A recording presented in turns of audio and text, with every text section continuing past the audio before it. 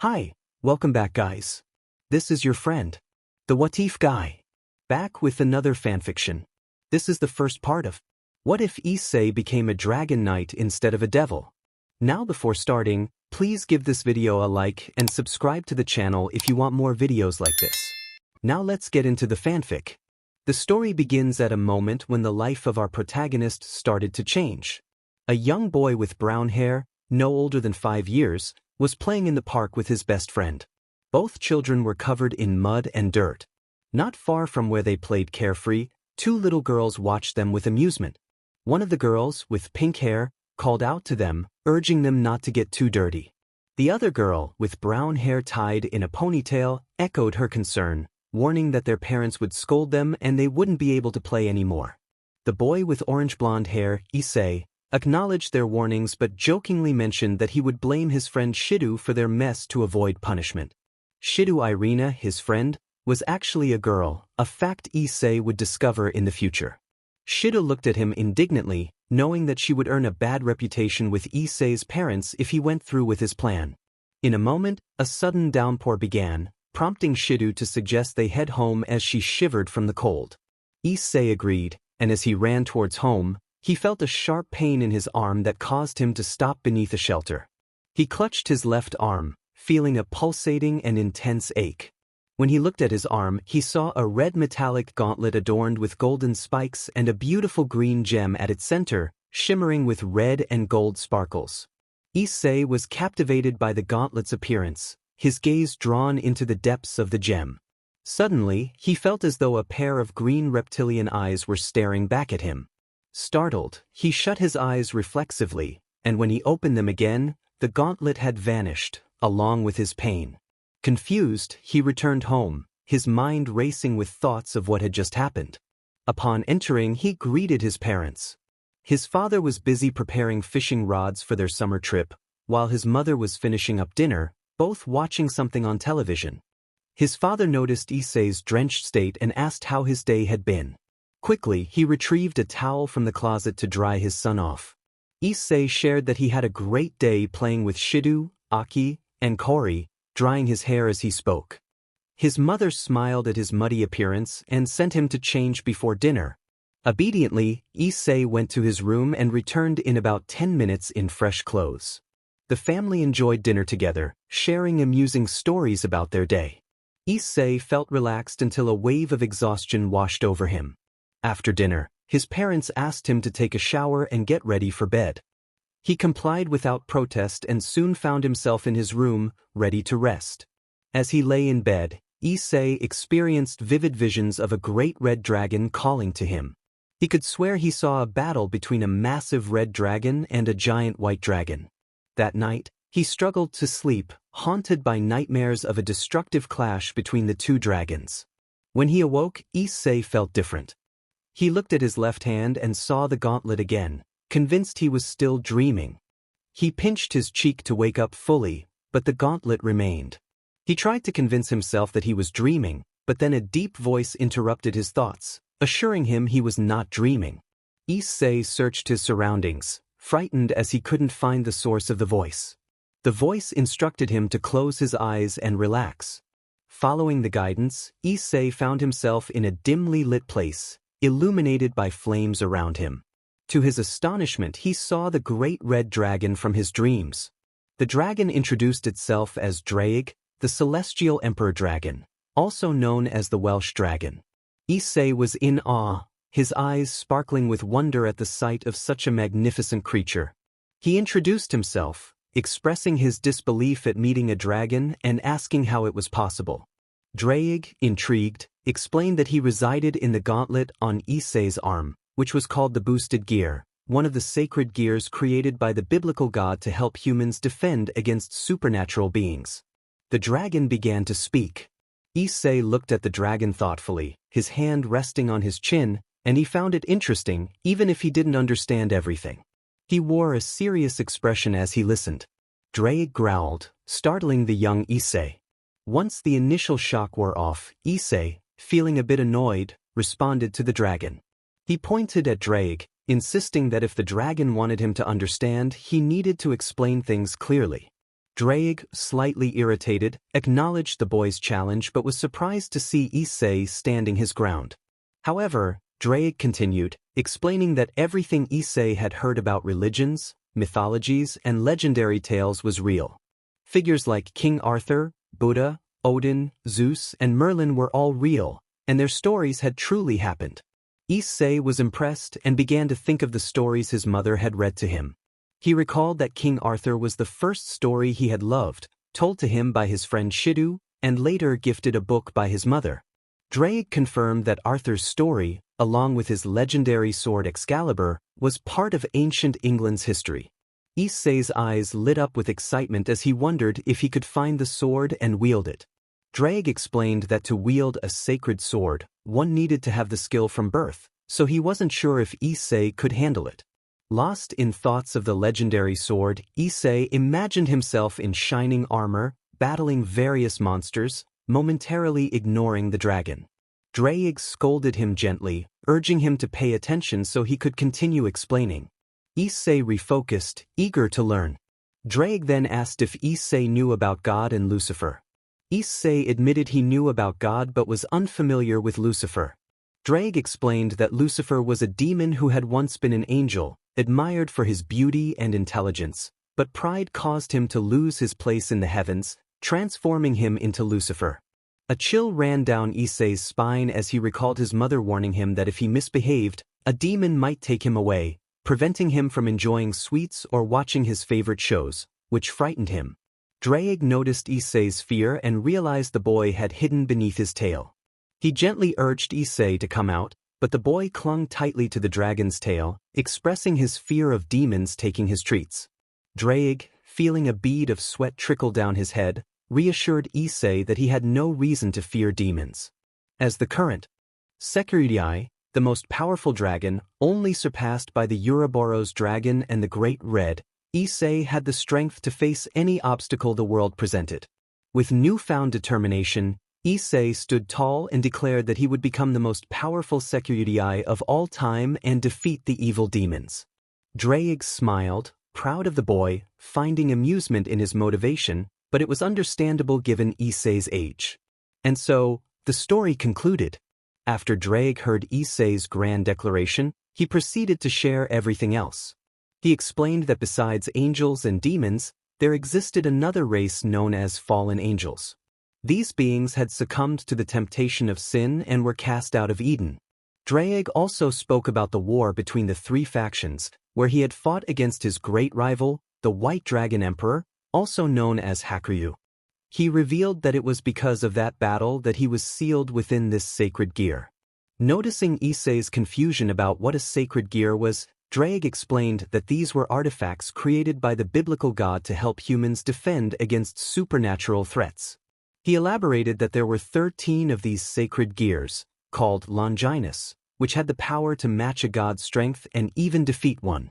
He informed Issei that the boosted gear was one of them, while the White Dragon Emperor's gear, Divine Dividing, had the ability to have an opponent's power and transfer it to its wielder, unlike Issei's gear, which increased his power every 10 seconds.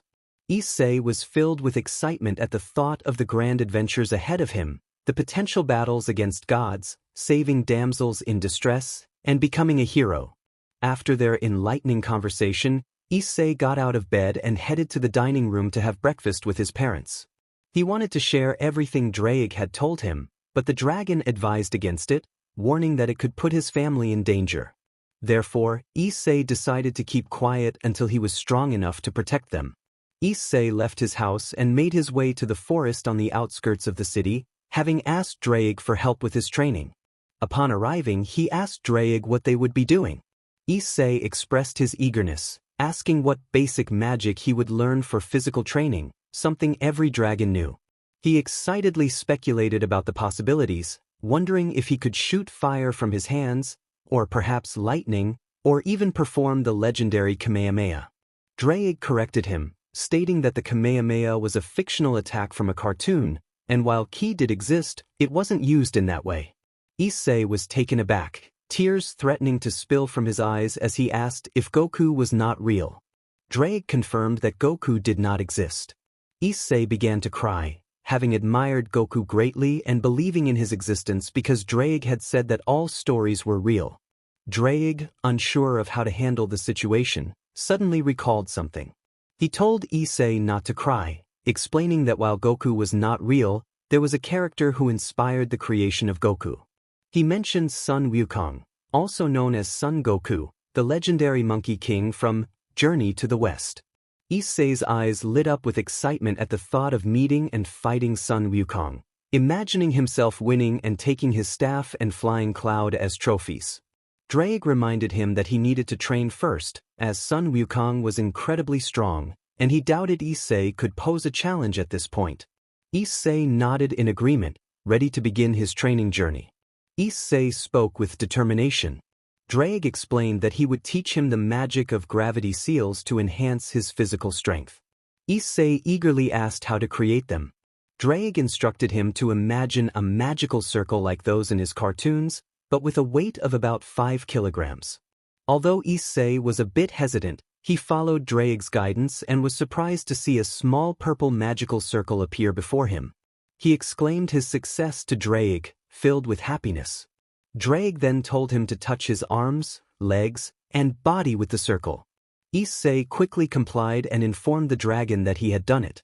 Drake instructed him to say, "Activate." As soon as Issei uttered the word, he felt an overwhelming heaviness in every part of his body. The weight was so intense that when he attempted to take a step, he stumbled and fell face-first onto the ground. He groaned in pain as he struggled to get back up, finding it nearly impossible. Drake reminded him that with those seals, he needed to return home before 6 o'clock, as that was today's training. Issei's face turned pale. He couldn't believe what the dragon had said. However, he understood it was for his own strength, so with great effort he managed to stand and slowly made his way home, knowing he had 7 hours to reach his destination. During his journey through the forest, Issei fell multiple times but refused to give up, muttering to himself that it was all for the sacred staff and the flying cloud. He picked himself up each time and continued on his way until he finally arrived home, dirty and bruised but not seriously hurt. Drake informed him that he could remove the seals, which Issei gratefully appreciated. Once the seals were off, he felt light and relaxed. Upon entering his house, his parents asked why he was so dirty and banged up. Issei explained that he had been playing in a tree and had slipped, landing in a muddy puddle. His parents advised him to be careful while playing and sent him to take a bath. Afterward, his mother treated his minor injuries, and they all had dinner together. After dinner, Issei went to his room and fell asleep, knowing that Drake had told him he would repeat today's training tomorrow. It was worth noting that Issei's face was pale as he imagined his upcoming challenges. The next day, Issei woke up with a frown. He slowly made his way downstairs for breakfast, dragging out the meal because he was reluctant to start training. While he ate, Drake urged him to hurry so he wouldn't be late. Issei pretended not to hear and continued to eat as if time were moving slower around him, which made his parents glance at him curiously. After finishing his meal, he headed to the door, placed the gravity seals back on, and began his difficult task. Although it may not seem like much weight, for a 5-year-old, it was quite a challenge. Issei endured this for a week and a half, making the round trip from his house to the forest. Drake insisted he get used to the weight of the seals until he could move almost normally. Issei was fortunate that it was vacation time, allowing him to train without interruptions. He had informed his friends that he would be busy for the remainder of the break. They felt a bit sad but accepted it as long as Issei promised to treat them to ice cream when they saw each other again. After a week and a half, Issei had nearly adjusted to the gravity seals, prompting Drake to increase the intensity of his training. He instructed Issei to perform 20 push-ups, 30 sit-ups, and run 10 laps around a circle he had made with a radius of 10 meters. With only 3 weeks left until school resumed, Drake showed no mercy. Each day, he increased the training, whether it was 30 push-ups or additional laps, as he noticed Issei's progress and growing strength. With this training, Issei could withstand up to 6 increases in power. If he reached 7, his body would ache, but he could endure it, and if he hit 8, he would faint. Drake explained how his sacred gear worked. The boosted gear doubled his power every 10 seconds. If Issei hadn't needed to hold back, his power would now be around. Drake was pleased that even as a child, Issei had a decent level of strength, comparable to that of a dragon. He also mentioned that because Issei possessed the boosted gear, he was already 10% dragon, leaving it up to Issei whether he wanted to increase that or remain as he was. Drake spoke of the advantages of being a dragon, explaining that his power would increase significantly. For instance, if he had 100 power now, he would have 500 as a dragon. However, Issei expressed his desire to see how far he could push himself as a human and test his limits. As time passed, the vacation finally came to an end. Issei thought he would be free from Drake's training, but the dragon informed him that now that he was stronger, he needed to increase the weight of the gravity seals to 8 kilograms each. Since Issei had developed a decent amount of strength for his age, it wasn't too difficult for him.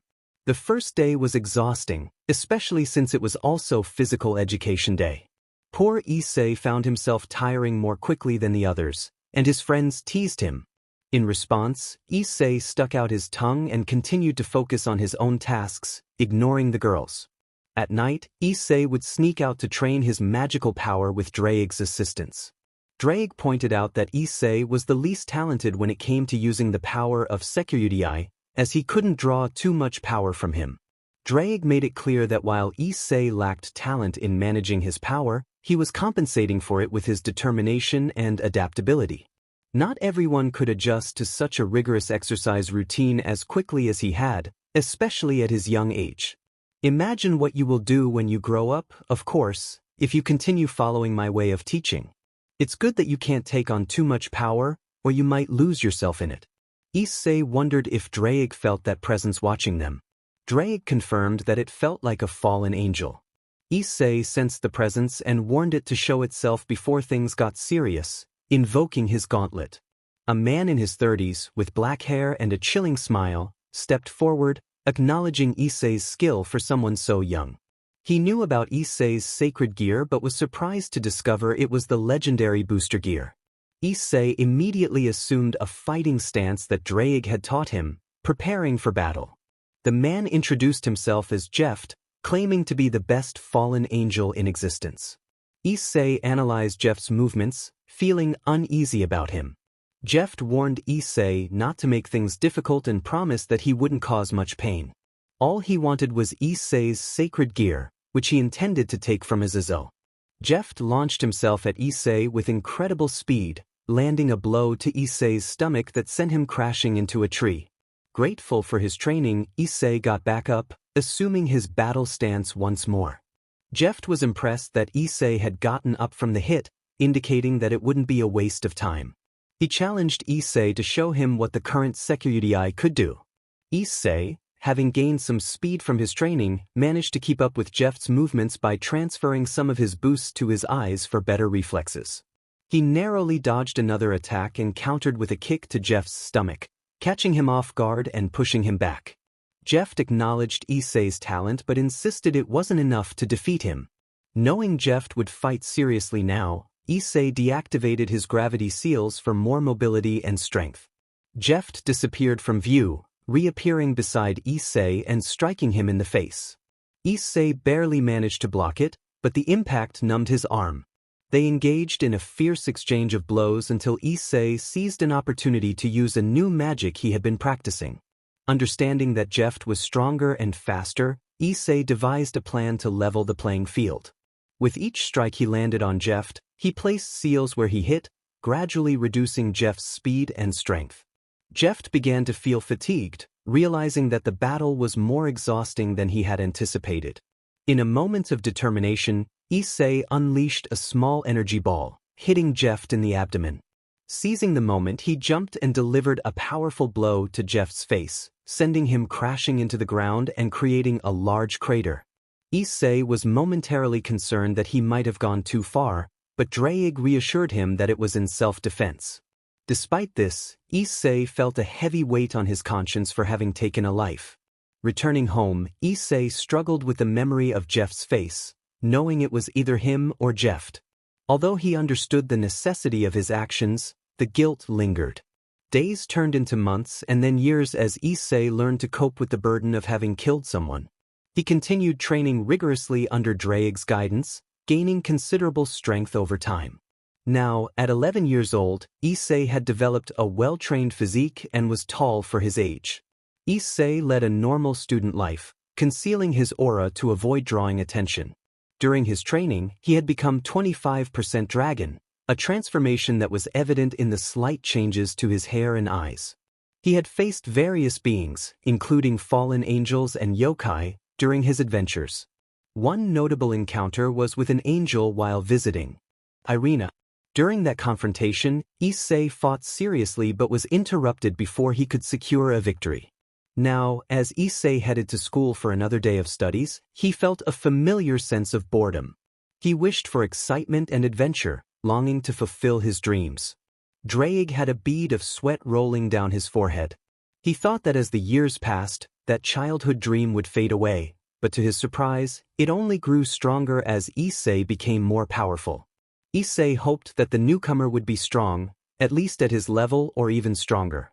Draig chuckled, knowing well that his partner thrived on challenging himself against stronger opponents, pushing his limits and thinking outside the box to win. Irina called out to Issei as she ran toward him, explaining that she had woken up late. Issei asked if she would stay for the kendo club in the afternoon. She replied that she would be with Aki-chan and Kori-chan. Issei mentioned that he might stop by to see what they were doing and, if they asked, he could teach them how to use a sword correctly, feeling proud of his training with Draig that had prepared him for such moments. Irina playfully challenged him, betting that any of them could defeat him. Issei, always up for a challenge, accepted her wager. If he won, she would bring him breakfast every day for a week, but if he lost, he would be her butler for the same duration. After sealing the deal with a handshake, Irina dashed off to her classroom. Though they attended the same school, Issei and Irina were in completely different groups. Issei went to class, paying little attention to his peers. He had no friends, as others considered him a genius, and the boys kept their distance because he was quite popular with the girls. Issei was chivalrous, kind, and attentive, earning the affection of many, but also the envy of others. Classes passed, and Issei headed toward the kendo club when he heard a woman screaming for help. He immediately ran toward the source of the cries and found a woman being attacked by a rogue demon. The demon shouted at her to be quiet, expressing his intent to harm her. The woman closed her eyes, bracing for the worst, but when she opened them, she found a boy no older than 12 standing protectively in front of her. The demon, seeing the boy, smirked and taunted him, saying it was a bad day for him. However, Issei countered that it was the demon who was unlucky for encountering him. The atmosphere shifted dramatically as the demon felt an overwhelming bloodlust emanating from Issei. Surprised, the demon barely had time to react before Issei delivered a powerful blow to his abdomen, sending him crashing into a nearby wall. Issei noted that even while limiting his power, he had inflicted significant damage, realizing the demon was merely a weak talker. With incredible speed, he grabbed the demon and slammed him into the ground, expressing his disdain for boastful opponents. As he increased the force in his arm, he struck the demon, piercing through its chest. Issei reflected on his journey. He once felt guilty about taking lives, but he understood that it was either him or innocent people, and he would not allow harm to come to them. Suddenly, Issei sensed an incredible aura from the woman he had just saved. She praised him for his actions, acknowledging the rumors about his strength and the disappearance of rogue demons in the area. Issei, confused, insisted he didn't know what she was talking about. She revealed that she could sense the dragon in his arm, despite his attempts to hide it. Recognizing that this conversation would not end peacefully, Issei activated his seals and summoned his gauntlet. The woman transformed into a tall man with black hair and red eyes, dressed in an elegant, old-fashioned suit. He introduced himself as Agril Visego, the next leader of the Visego house. Issei questioned why one of the leaders of the 72 Pillars was in his city. Agril explained that he had come to confront the one destroying his army of rogue demons, which he intended to turn into his legion. Issei retorted that the situation could have been avoided if they hadn't been attacking innocent people in his city. Agril acknowledged Issei's bravery but suggested it might be due to the dragon in his arm or his ignorance of who he was dealing with. Agriel lunged at Issei, who quickly attempted to counter, but Agriel dodged skillfully and retaliated with a kick to Issei's jaw, which he blocked. However, when he lowered his guard, Agriel landed a punch to Issei's face, causing blood to flow from his nose.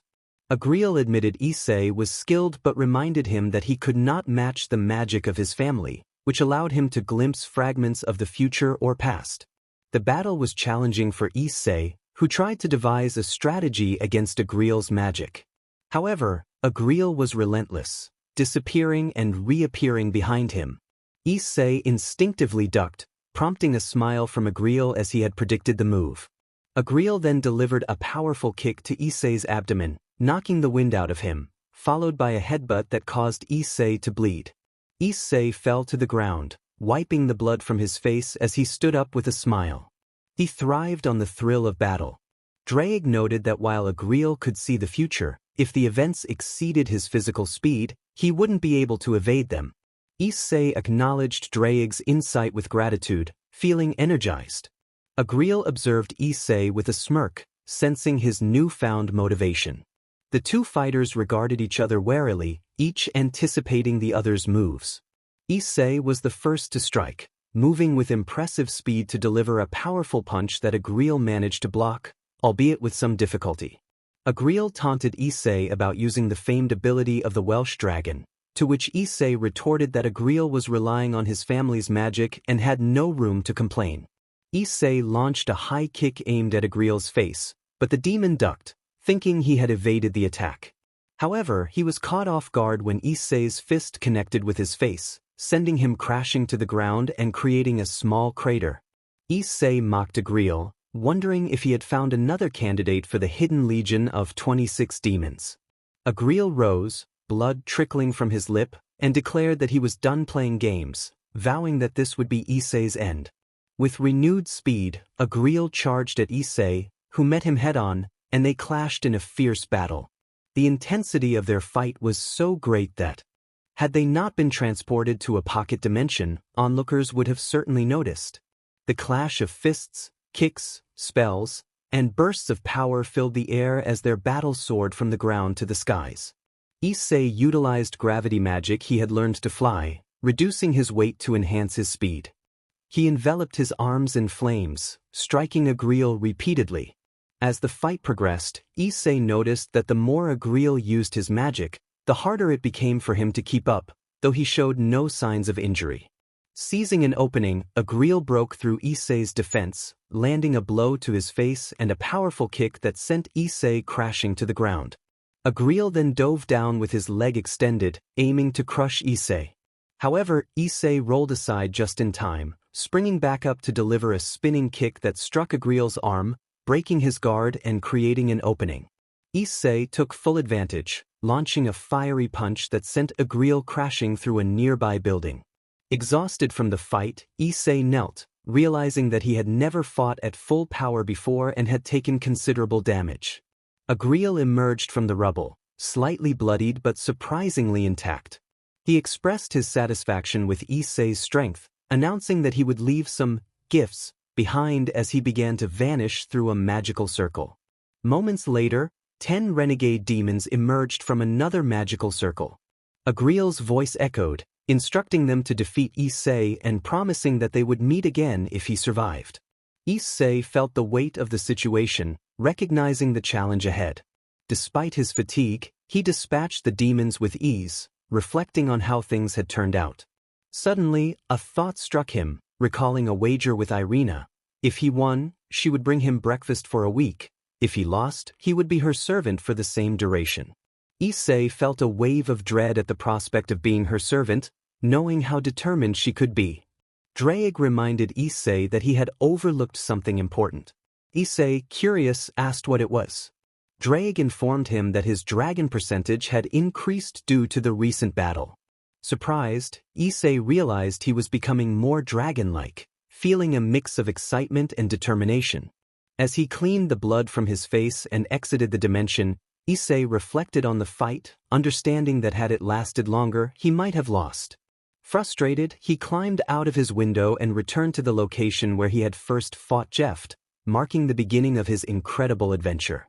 Determined to grow stronger for the next time a grill appeared, Issei expressed his need for more rigorous training. Drake smiled, knowing his host would not back down easily. He warned Issei that the training would be challenging and that they would need to leave the city. Issei agreed but was concerned about how to explain it to his parents. Drake had a plan, and Issei spent the night training intensely, no longer worried about concealing his aura as he pushed himself to the limit in a more secluded area. Meanwhile, Rias and Aquino sensed the surge of power from Issei's training, aware that something significant was unfolding. The renegade demons decided to stop hiding. Rias thought it would be nice to find him and thank him for all the help he had given them. Issei was returning home after training with all his might, releasing the frustration that the battle against Agriel had left him with. However, he couldn't shake off the thoughts of his discussion with his companion. Issei understood that if he wanted to improve, he would have to leave, but the idea of leaving his parents behind troubled him. He wondered who would protect his city and his friends if he were to go. And above all, what would protect my parents? Those were the questions swirling in his mind, but he knew that the idea of the dragon was quite promising. In a flashback, the dragon spoke seriously to his companion, expressing that he had an idea. Issei was eager to hear it. Issei questioned himself about how to explain his upcoming school transfer. Drake suggested that he could tell his parents he was moving to the United States for school.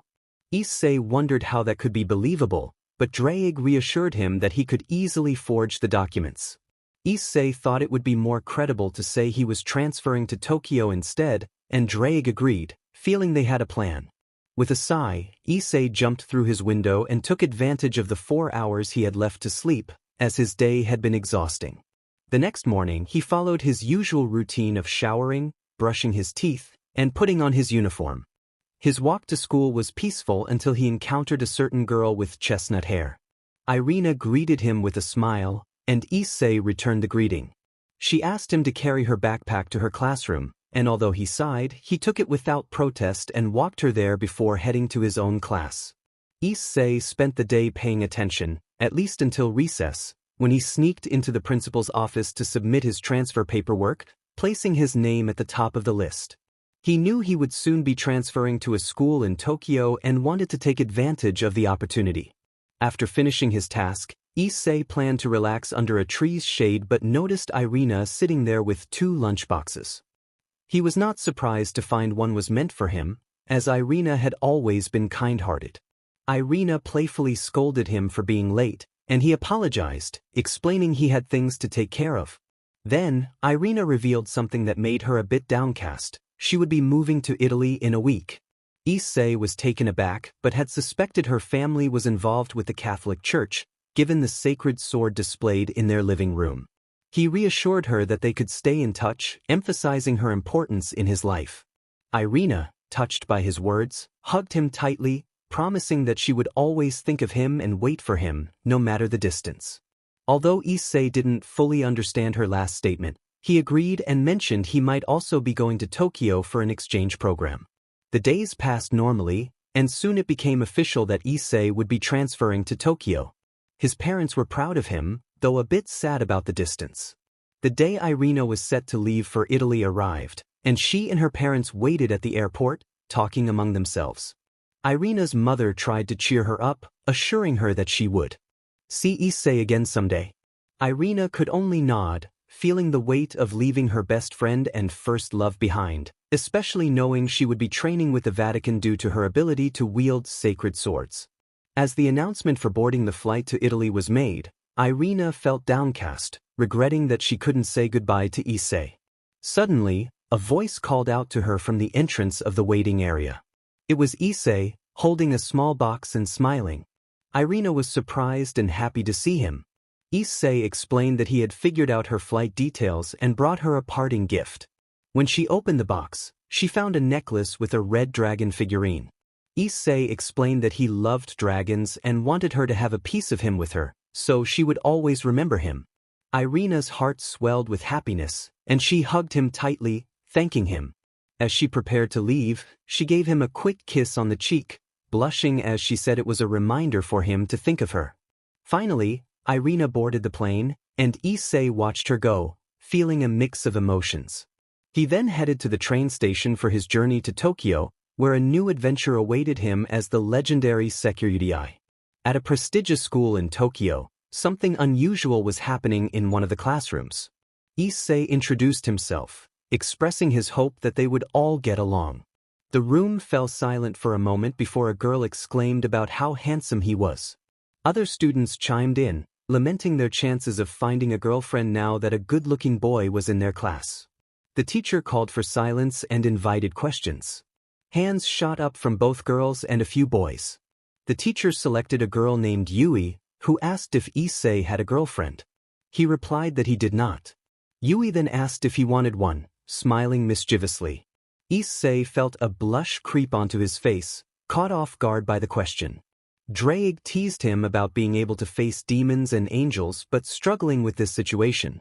Issei retorted, telling Drake to be quiet. They were discussing the brown-haired boy in their minds while outside the girls commented. One girl remarked on how cute he looked when he blushed, while another agreed, saying he was very charming. A boy, with tears in his eyes, added that even he thought the boy was cute, which earned him strange looks from the others. The professor then called for Issei to take a seat. Issei moved as far away as he could from the boy who had complimented him and sat next to a girl with black hair tied back in a ponytail. She was pretty, but Issei kept that thought to himself. Issei introduced himself, but the girl, Yuki Adagaki, responded curtly, acknowledging his introduction without looking away from the professor. Issei asked for her name, and she replied without breaking her focus. He hoped they could get along, but Yuki remained indifferent, continuing to pay attention to the class. Another girl, sitting across from them, reassured Issei that nobody got along well with Yuki. Issei shrugged it off, saying it didn't bother him much. The girl introduced herself as I am Terumi, the class president, and offered to help him with any questions. The class proceeded normally, and during the break, Issei found himself surrounded by classmates asking him various questions, which he politely answered. His first day was uneventful, and he returned to the apartment provided by the school to change into casual clothes, black pants, matching sneakers, and a red sleeveless shirt. He then ventured out to explore the streets of Tokyo, feeling the vibrant atmosphere that was different from what he was used to. He sensed the presence of demons and fallen angels around him, which excited him for the potential battles he could face in this new place, especially since he had promised to train with a classmate who he believed might be here. Issei walked towards a small dojo where kendo was taught and called out to see if anyone was there. Suddenly, he felt something rush past him, narrowly missing his head. He ducked just in time to see a wooden sword fly overhead. Reacting quickly, he grabbed the arm of the attacker and threw him aside. The man, who had attacked him, complimented Issei's reflexes, noting that the dragon spirit now had a worthy host. Issei was surprised to see Drake manifest without him summoning it, but even more so when Drake spoke aloud. The man introduced himself as Glenn Stand, a half-fallen angel and half-human, and the wielder of the sacred gear, fairy sword. Issei introduced himself as Hyoudou Issei, the current Sekiryuutei. Glenn then asked what Issei was doing there, and Issei explained that Drake had told him Glenn could help with his training. Glenn, however, was not obligated to help and offered Issei a challenge. If he could land a hit, he would train him. Issei confidently declared he would land more than one hit and assumed a fighting stance. Glenn chuckled, doubting Issei's abilities. Issei charged at Glenn, launching a powerful strike aimed at his face, but Glenn easily dodged, moving back slightly.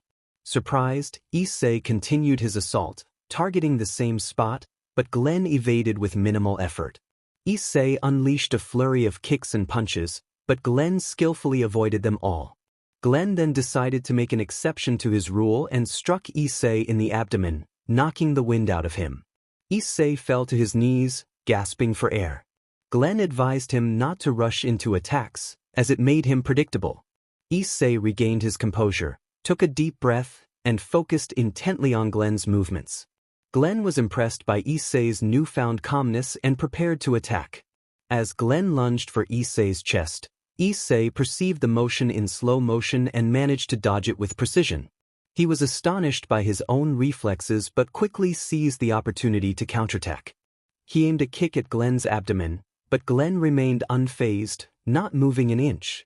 Glenn lowered his guard and smiled at Issei, acknowledging his potential and agreeing to train him, but warned that he would need to learn how to use a sword. Issei expressed his interest in swordsmanship, explaining that the dragon sealed in his left arm had never taught him how to wield a sword. Draig, frustrated, shouted at Issei for his lack of skill. Glenn reassured Issei that their training would begin the next day and warned him it would be challenging. Issei felt a chill at the thought of his new teacher's wicked smile as he left the dojo. As night fell, Issei wandered the streets of Tokyo.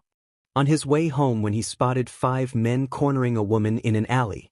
One of the men leered at her, and Issei's blood boiled at the sight of their predatory gazes. He despised such individuals, believing that a woman was sacred and should never be harmed without her consent. Before any of them could act, Issei rushed in, striking the man who had spoken and breaking his nose. He then grabbed the man by his shirt and hurled him toward the others, who were oblivious to his presence. Issei shouted with disgust and anger, expressing his frustration. The other thugs watched him, thinking they could easily overpower him, but they were gravely mistaken. If they had known who he was, they would have begged for mercy. Issei swiftly took them down, leaving them sprawled on the ground, bloodied and unconscious. He turned to the girl he had saved and was surprised to see it was his classmate Yuki. He asked her if she was all right, speaking in a warm tone to reassure her. Yuki looked at him and hugged him tightly, repeatedly expressing her gratitude. After ensuring Yuki was safe, Issei called the police to take care of the group of troublemakers. Yuki was so frightened that she clung to Issei, terrified that one of the thugs might come back to attack her. To help her feel more secure, Issei offered to walk her home. On their way, Yuki glanced back every few minutes to check if anyone was following them. Issei understood her fear and didn't mind her actions at all. When they arrived at Yuki's house, Issei noticed it was a rather large home, realizing she lived in a nice place. He complimented her on her beautiful house, and she simply nodded in response. He left her at the door and said goodbye, mentioning that he would see her the next day. Just as he was about to leave, Yuki grabbed his sleeve, thanking him for his help that day and expressing her fear of what might have happened if he hadn't arrived. Issei reassured her that everything was all right now and that she was safe. Yuki still felt anxious, fearing that she might be attacked again when Issei wasn't around. She then asked if she could request something from him. Issei agreed, happy to help. Yuki asked if he could come by the next morning to walk with her to school. Issei readily accepted her request, and she thanked him sincerely, returning his smile. As Issei prepared to leave, he mentioned he would stop by around 7:30 in the morning. After saying goodbye, he contemplated whether to head home or explore the city. Ultimately, he decided to see what Tokyo had to offer, and he was in for quite an adventure. His first encounter was with a group of rogue demons. Seeing them reminded him of a Grial. He worried about the safety of Kuoh and those he cared about, especially his parents and friends Aki and Kori. Shaking off those thoughts, he approached the demons, confronting them directly. One of the demons warned him to leave, claiming they weren't hungry and were waiting for someone. Before he could finish, Issei kicked him in the face. Issei explained that he knew they were waiting for someone he wanted to avoid. He charged at the demons again, and one of them attacked with its tail. Issei caught the tail and began to slam the demon against the ground repeatedly. Another demon tried to assist its companion, attacking Issei with a sharp limb. Issei blocked the attack with the tail he had captured, severing it in the process. The demon screamed in pain, but Issei yanked the remaining tail, pulling the demon closer and delivering a powerful punch that sent it crashing into the others. The demon with the sharp limb attempted to surprise Issei, but he caught it with his gloved hand, stopping the attack. The demon shouted for everyone to run, declaring Issei to be the Sekiryuutei. Issei, however, wanted to keep the fun going, expressing his desire for more action. He moved with incredible speed, striking down the remaining demons and gathering them in the center. As he prepared to end the confrontation quickly, a magical circle began to form in his hands, and the demons could have sworn they saw Issei's eyes flash a brilliant red. He unleashed a torrent of flames from the circle, engulfing the demons, who screamed in agony as the flames consumed them. Issei watched them, calling out to Agriel, who emerged from a wall through another magical circle. Agriel acknowledged Issei's growth, but warned him that he would not stand in his way again. Expecting Issei to attack, Agriel was surprised when Issei simply raised his guard, watching him closely. Agriel taunted Issei, questioning if he was afraid. Issei replied that he was cautious, fully aware of Agriel's capabilities. Agriel, feeling flattered, decided to take the initiative and launched an attack, conjuring a magical circle that released bolts of lightning. Issei saw Agriel approaching rapidly but took a deep breath to calm himself, recalling the training he had undergone with Glenn. He sidestepped Agriel's attack, but the demon vanished and reappeared above him, using his special magic, thunder. Issei was unable to evade the strike, and when the electric attack hit him, he felt every muscle in his body tense painfully. As the blinding light of thunder faded, Issei remained standing, ready for the next move. With his body steaming and his clothes torn, Issei was bleeding from multiple wounds. Agriel expressed his astonishment at Issei's resilience, noting that the attack he had just endured could easily have killed a mid-level demon. Despite not using all of his power, Agriel was impressed that a young boy could withstand such an assault. Issei acknowledged that it was due to his rigorous training, though he felt his body weighed heavily, having surpassed his limits. Agriel mentioned that he had spared Issei once to see if he could make him use all his power in their next encounter, but regrettably, it had been too quick, and now he had to end Issei's life. As Agriel formed a magical circuit that released flames, he declared that Issei would disappear with his true flame attack. Just as the powerful blue flame was about to strike Issei, a figure intervened, cutting through the fire with a sword that resembled flowing water. Glenn stood before Issei, telling him that if he intended to be his student, he had better not die. Issei thanked Glenn, but as he did, he fainted. Glenn complimented Issei on his performance, then turned his attention to Agriel, stating that they needed to have a conversation since Agriel had harmed his new disciple. Glenn pointed his sword at Agriel, which transformed into a blue and white blade crackling with lightning. Agriel, however, expressed his disinterest, claiming he had more important matters to attend to, and vanished along with the bodies of the demons. Glenn sighed, deciding it was best to take Issei to a safe place to heal his wounds. He carried the unconscious boy to a nearby shelter where he treated Issei's injuries. Issei awoke after the battle with Agriel, startled but quickly recognizing his surroundings. He complained about the beating he had taken, to which Draig responded with a teasing tone. As he sat up, Issei noticed his torso was wrapped in bandages, and he was now wearing only shorts. He lamented the pain in his body, even though there were no visible scars or bruises. Glenn entered with fresh bandages and explained that he had prioritized healing the external injuries to avoid drawing attention at school. Issei expressed his gratitude for saving him from Agriel, bowing slightly. Glenn instructed him to sit on a bench while he changed the bandages, ensuring that any remaining wounds were properly treated. He advised Issei to be more cautious in the future. Curious about Glenn's sword, Issei asked about its nature. Glenn revealed that it was his sacred gear, the fairy sword, and demonstrated its ability to transform any element into a blade. As he summoned the sword, a blue blade emerged, appearing almost like pure water. Issei was amazed by the display. Glenn explained that his balance break allowed him to summon another sword, combining elements such as fire with thunder or water with earth, and that he could create a light layer of an element around his body for various benefits. Issei found this ability quite impressive and noted that it seemed rather unfair. Glenn pointed out that Issei's own boosted gear doubled his strength every 10 seconds, making his own abilities seem less advantageous in comparison. Issei then asked for the time, and Glenn informed him it was around 6 in the morning, prompting Issei to realize he needed to leave. Glenn tossed him a shirt to wear as he prepared to head out. Dressed and ready, Issei made his way to Yuki's house, ringing the doorbell. A voice answered, asking how they could assist him. Issei introduced himself as Yuki's classmate, and after a brief wait, Yuki appeared with a man who seemed to be her father. Yuki's father expressed his gratitude for Issei's actions the previous night, acknowledging that without his intervention, Yuki could have been in serious trouble. He offered his support to Issei should he need anything. Yuki reminded her father that they needed to leave, and Issei assured him that he would take care of Yuki, shaking the father's hand before they departed for school. As they walked, Issei felt a bit uneasy with Yuki holding onto his coat.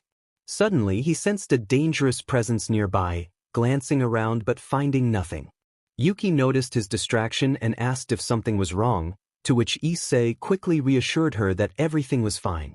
They arrived at school, where students were surprised to see the new student with the ice princess. Issei paid little attention to the murmurs around him, focused instead on the unsettling aura he had sensed earlier. Throughout the day, Issei struggled to concentrate, repeatedly feeling the presence but unable to locate its source. After classes, he walked Yuki home, planning to head to his training afterward. As he prepared to leave, he felt the presence again, but this time it was closer. Issei knew that the threat was not directed at him but at Yuki. He decided to stay close, just in case something happened. Perched atop a building, he was about to leave when he sensed a familiar presence nearby. A beast confronted him, stating that he was obstructing its work. Issei found it curious, as he had been thinking the same thing. He had promised to protect Yuki to her father. Surprised to see the beast, he remarked that it seemed familiar but couldn't quite place it.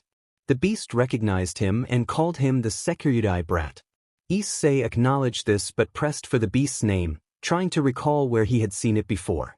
The beast, named Jeft, revealed that he had transformed into this monstrous form because of Issei and vowed to take his revenge. Issei was taken aback, struggling to comprehend how this could be the same individual he once knew. Issei was surprised to hear Jeft's words. Jeft revealed that he had been revived by an alchemist after his death, now forced to obey him. Issei, determined to protect his classmate, demanded to know what Jeft wanted from her.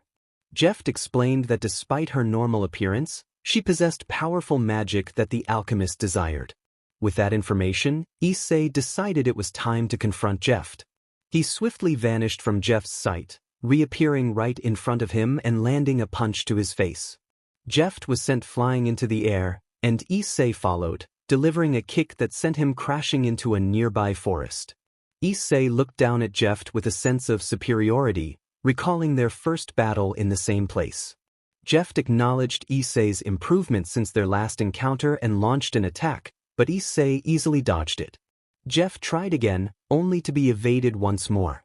Issei taunted him, claiming that he was the only one who had improved. Before delivering a final blow, Issei asked Jeft where he could find the alchemist.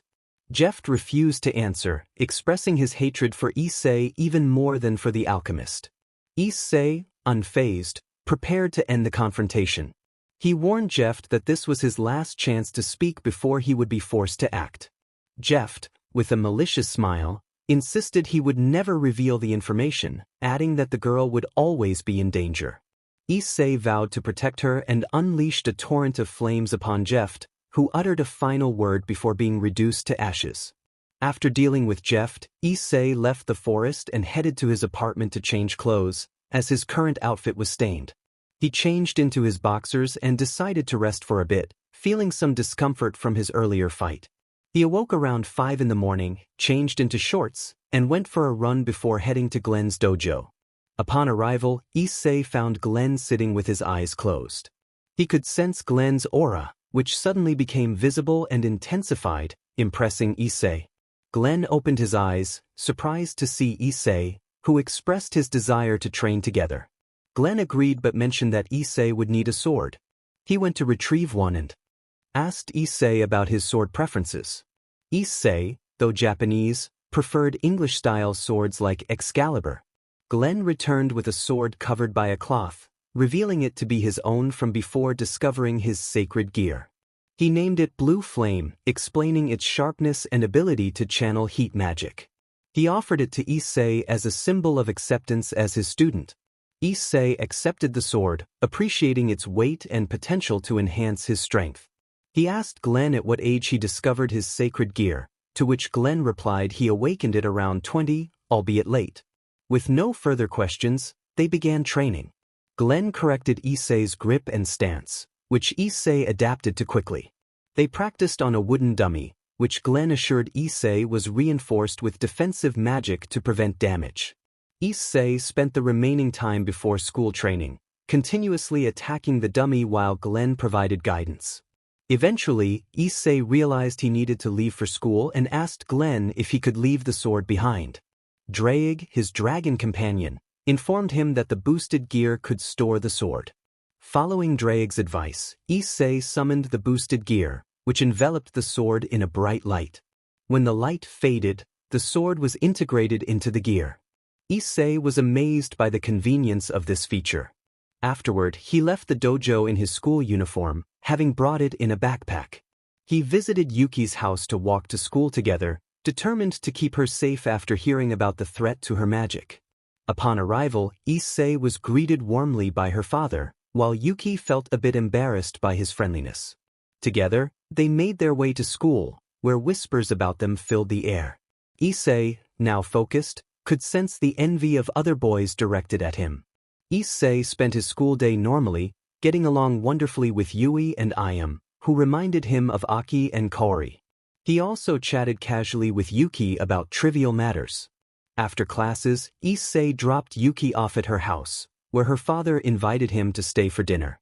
Issei politely declined, explaining that he had kendo classes at a dojo nearby.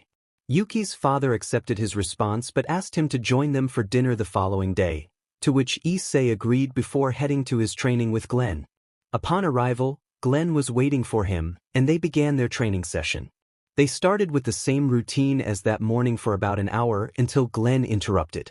He informed Issei that they would have a practice match, instructing him to get into position and remember everything he had taught him so far. Glenn took his stance, activating his sacred gear, and his blade glowed a light blue, signaling the use of lightning. Issei responded in kind, mirroring his teacher's actions. Neither of them attacked initially, and Glenn appreciated Issei's decision to wait. Glenn began testing Issei's defense with a lateral cut, which Issei successfully blocked with his sword. Glenn advised him to stay firm and keep his eyes on his opponent. Issei nodded and then pushed Glenn's sword aside, attempting to attack, though his strikes were somewhat clumsy. Glenn reminded him that if he was going to attack, it needed to be swift and precise, as he dodged and blocked some of Issei's attempts. Issei kept his focus on Glenn's movements, hoping to learn from them.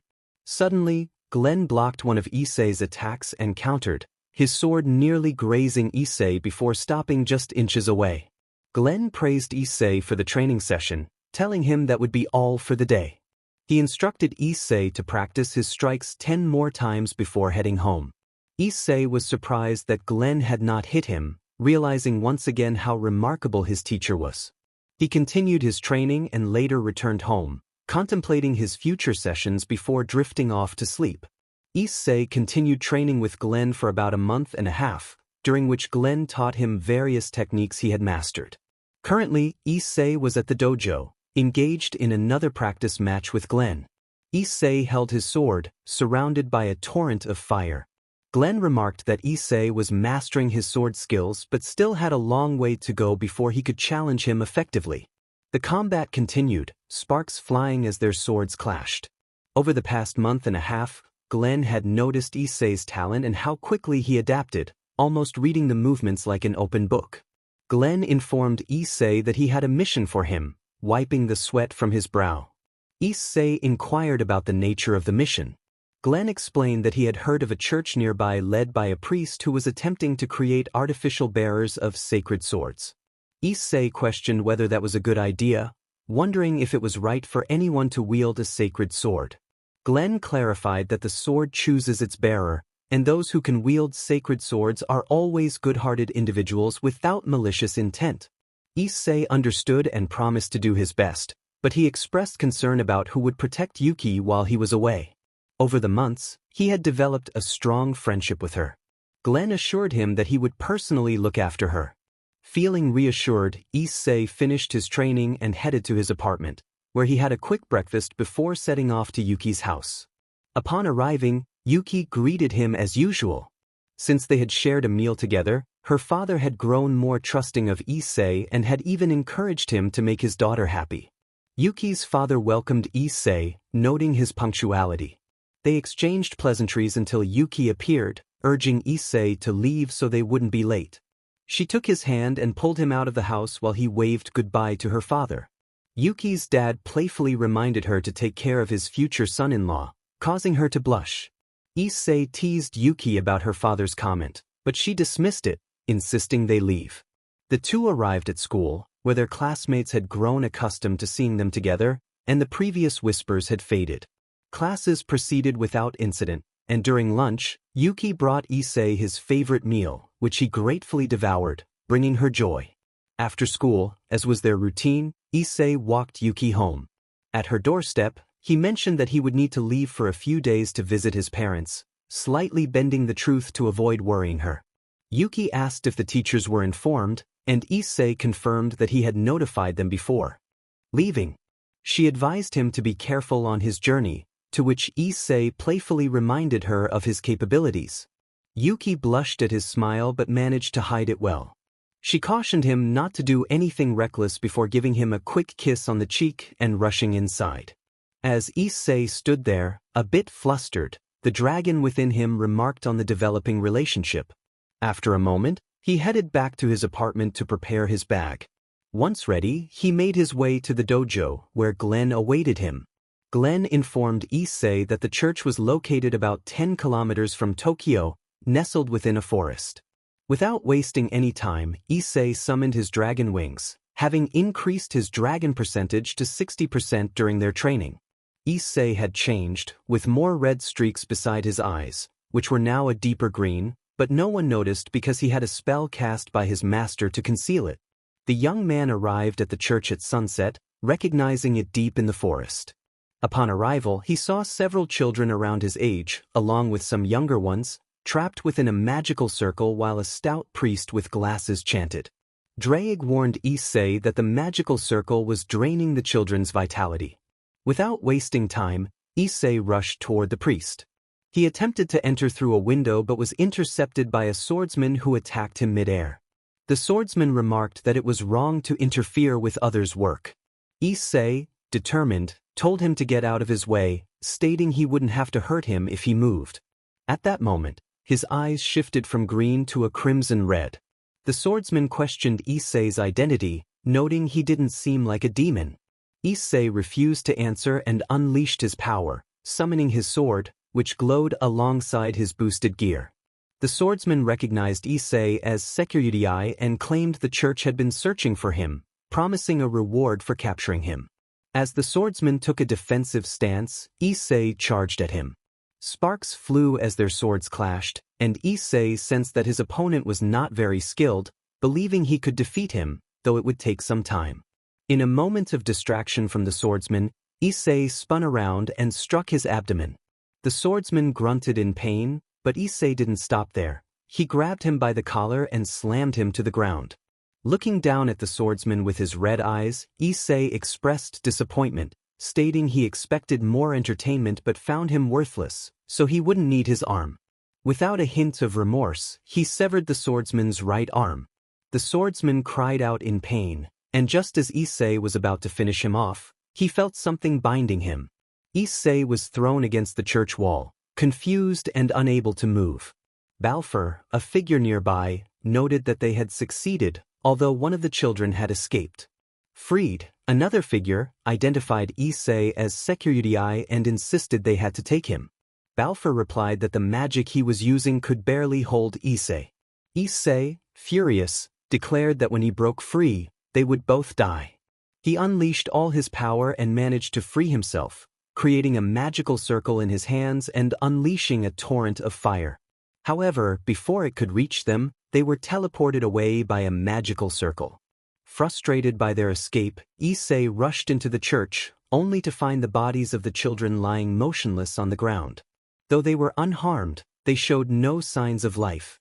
Issei clenched his fists and let out a cry of anguish for failing to save these innocent young lives who had faced the cruelty of the world. He fell to his knees, tears streaming down his face, and apologized, lamenting that he wasn't strong enough. He struck the ground in frustration as tears fell. Meanwhile, the young boy who had escaped ran, fearing he was being pursued. His mind was filled with memories of his friends sacrificing themselves for his escape. He collapsed in the snow, on the brink of death, when he heard a voice urging him not to die and to live for them. Suddenly, a light surrounded him, and he felt his strength returning. The voice declared that he was now a servant and a knight, asking for his name. The boy introduced himself as Issei Hyoudou. The voice belonged to Rias Gremory, a high-class demon, and together they vanished in a magical circle, leaving the cold forest behind. After giving the children a proper burial, Issei returned to his master to deliver the news of his failure. He spent 2 days in deep remorse, feeling guilty for not saving the children who had been within his reach. If only he hadn't let his battle instincts take over, he could have saved them. Gathering his courage, Issei entered the dojo, but finding his master absent, he assumed he was tending to Yuki. Spotting the training dummy he couldn't break, he decided to vent his frustration on it. He removed his jacket and summoned Blue Flame, beginning to train fiercely against the dummy. Unbeknownst to him, his eyes shifted back to red, and his attacks grew stronger. In his mind, the faces of the children replayed, accusing him of their deaths and reminding him that if he had been stronger, they would still be alive. They told him he had let his desire for battle overshadow their lives and called him weak.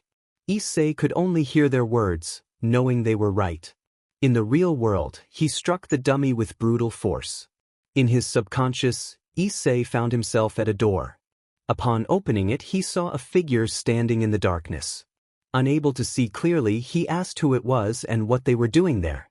The figure ominously told him he was weak and questioned if he understood why. Suddenly, the shadow vanished, and Issei felt something gripping his neck, pushing him back against the wall. The figure revealed itself, resembling Issei but with red eyes and dark hair, clad in rusty medieval armor. Issei demanded to know who it was and struggled to break free. The figure claimed to be him, asserting they were the same person. Issei denied it, insisting the figure's aura was ominous and nothing like his own. The figure responded that it was only a matter of time before Issei would understand their power, promising to give him a taste of it before disappearing, leaving Issei to confront his inner turmoil. Issei found himself in a bewildering situation, realizing that the seemingly indestructible doll was now split in two and engulfed in purple flames. He rubbed his head, trying to recall what had happened. His master, Glenn, looked at him with astonishment and asked if he truly had no memory of the event. Issei questioned when his master had arrived, to which Glenn replied that he had just gotten there but wanted to focus on the technique Issei had executed. Issei admitted that he didn't understand what Glenn was talking about. Glenn explained that Issei had performed a technique he had never seen before, noting how skillfully he wielded the sword and the unusual purple fire, as well as the change in Issei's eye color. Issei insisted he had no recollection of it. Glenn, however, was impressed and shifted the conversation to how Issei had fared on his mission. As Issei recounted the events of the mission, Glenn listened intently. Issei expressed his understanding if Glenn was upset with him for failing, feeling unworthy of being trained by someone as strong as Glenn. Before he could finish, Glenn interrupted him with a firm reprimand, emphasizing that Issei was worth training and that everyone makes mistakes. What truly mattered was rising from those failures and moving forward. Issei absorbed his master's words, realizing the truth in them. Though he felt pain for not being able to save the children, he understood he needed to keep fighting and grow stronger to prevent such situations in the future. With renewed determination, he thanked Glenn for the wake-up call. Glenn, with a teasing tone, warned Issei to avoid making such mistakes again or he would face serious consequences. A shiver ran down Issei's spine at the thought, and he resolved to never anger his master again. As a form of punishment for his earlier actions, Glenn insisted that Issei face him in a sparring match, which ended with Issei collapsing from exhaustion. The next day, Issei woke up sore and bruised, as Glenn had not healed him as part of his punishment. He got up and prepared to go to school, stopping by Yuki's house on the way. Upon arriving, he encountered Yuki's father, who was shocked by Issei's appearance and called for Yuki. When she arrived, she gasped at the sight of him. Issei explained that he had gotten into a scuffle with some thugs who tried to rob him. Yuki scolded him for being reckless, and despite his apologies, she remained upset. Her father observed the exchange with a satisfied expression, appreciating Issei's character. Throughout their walk to school, Yuki didn't speak to Issei. Once in class, he was surrounded by classmates asking about his injuries, which he explained similarly to how he had to Yuki. Some admired his bravery, while others criticized him for putting himself in danger. After classes, Issei walked Yuki home, but she still wouldn't talk to him. He tried to apologize again, acknowledging how his actions could have caused her distress. Yuki expressed her fear of what could have happened to him, shedding a few tears. Understanding her feelings, Issei wiped her tears and embraced her, realizing how much his actions affected her. He whispered an apology, admitting he hadn't considered how others would feel if something happened to him. Yuki called him foolish and insisted he make it up to her. Issei suggested they go see the movie she had been looking forward to which she agreed, provided there would be plenty of sweets. With a smile, Issei accepted her terms, and they made their way to her house, where her father gave Issei a serious look that made him nervous. He quickly said goodbye and headed home to rest. Inside Yuki's house, her father playfully asked if he now had a son-in-law, to which Yuki shyly replied that they were just friends, though her father was pleased to see her acting like a typical teenager.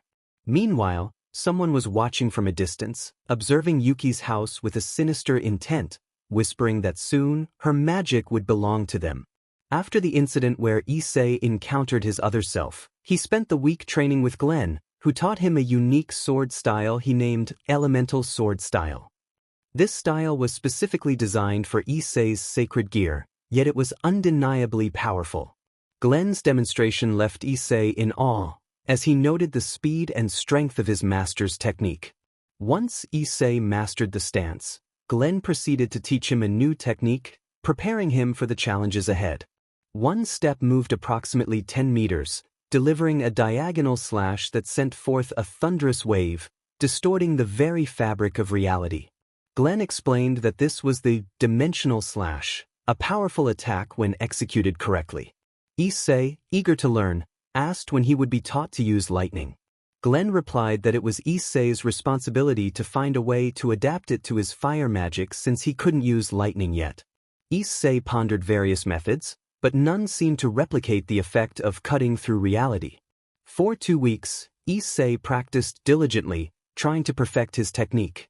The most promising idea involved infusing heat magic into his sword for an attack, but he struggled to summon the mental strength needed to execute it fully.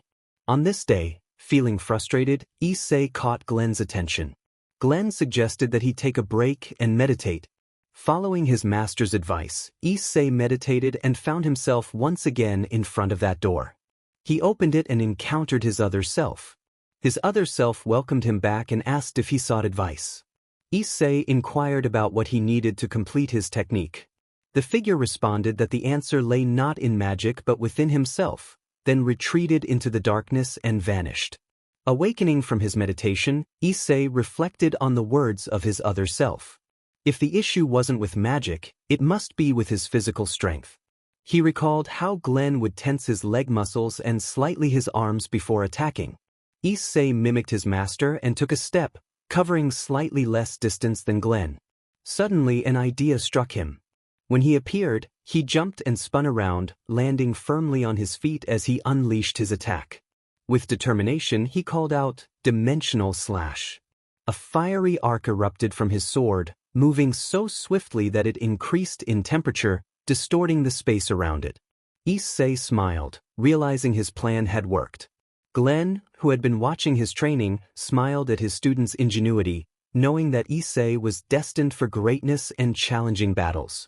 Issei celebrated his success, asking Glenn if he had seen it.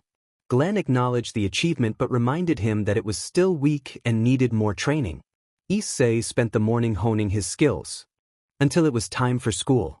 Following his routine, he headed to Yuki's house, where her father greeted him, and Yuki joined him as they made their way to school. Yuki asked if today was the day, and Issei confirmed it, offering to pick her up after school. Yuki preferred to leave together after classes, and Issei agreed. Once at school, Issei found the lessons tedious, especially since Glenn also tutored him, emphasizing the importance of intelligence alongside strength. After school, Issei and Yuki went to the cinema as promised. Issei paid for the tickets and snacks, though he wasn't particularly excited about the romantic film.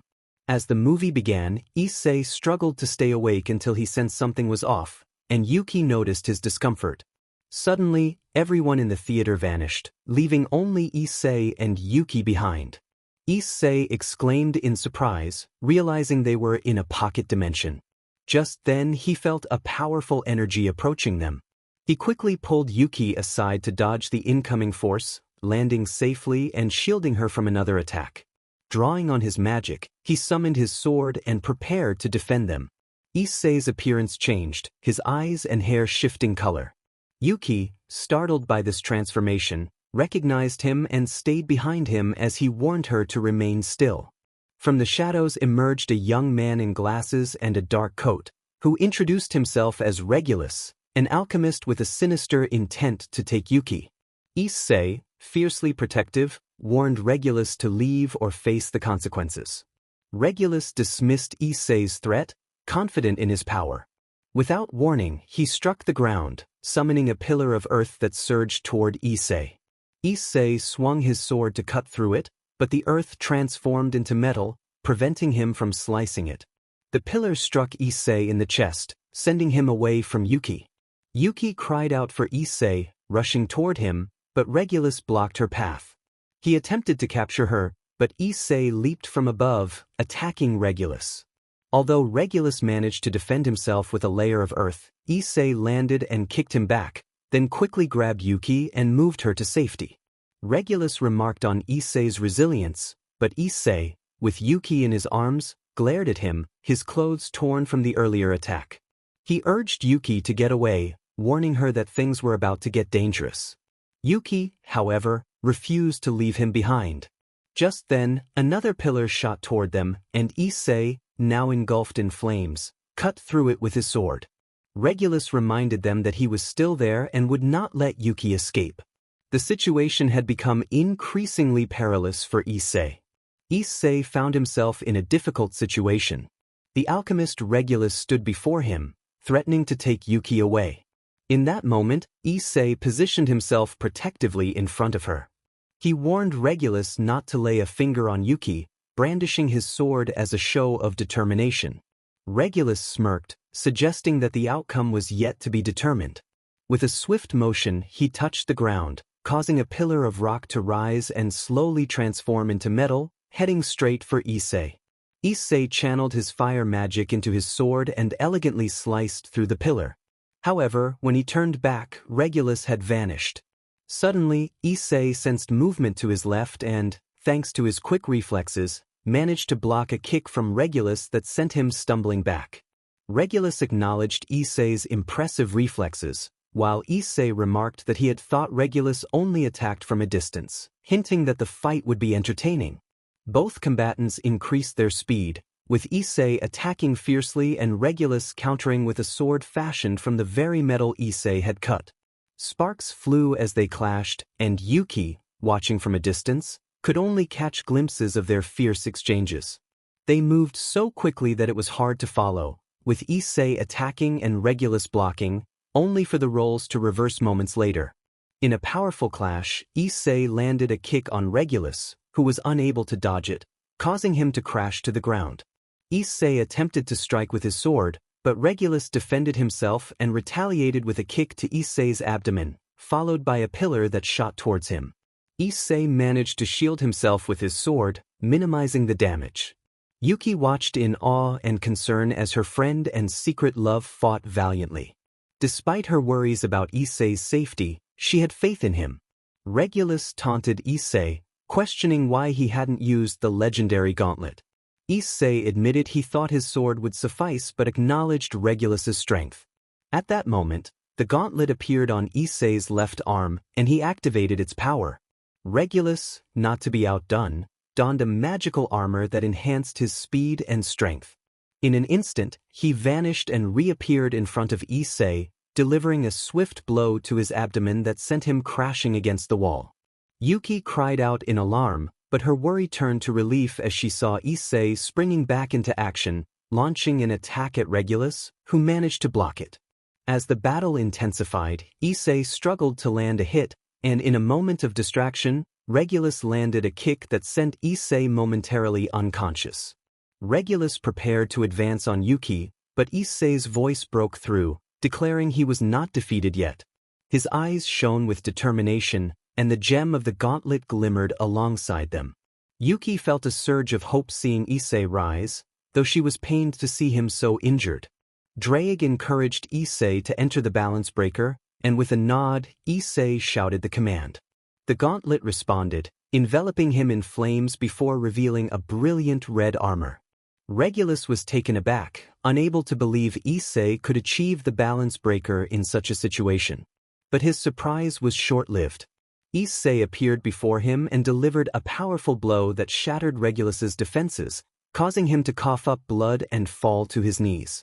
Issei followed up with a knee strike that destroyed Regulus's helmet, sending him flying. Regulus felt pain coursing through his body, but Issei was relentless. He activated his boosters, slamming Regulus into the ground before kicking him against the wall. Issei marveled at his newfound power, while Yuki approached him, concern etched on her face. She asked if he was all right, and Issei reassured her to stay behind him.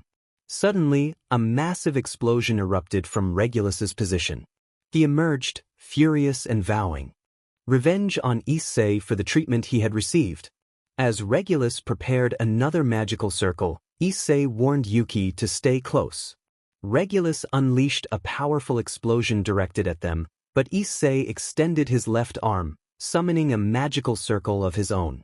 With determination, Issei declared his attack, igniting the ground beneath Regulus with flames that surged toward him. He lifted Yuki into his arms to shield her from the impending blast, while Regulus, believing Issei was retreating, readied another magical circle, declaring that it would be Issei's end. As Issei prepared to launch his attack, he was engulfed in a massive torrent of flames. The ground beneath him shattered, and he fell into the sea of fire below. Both Issei and Yuki closed their eyes, unable to witness the fate of the alchemist.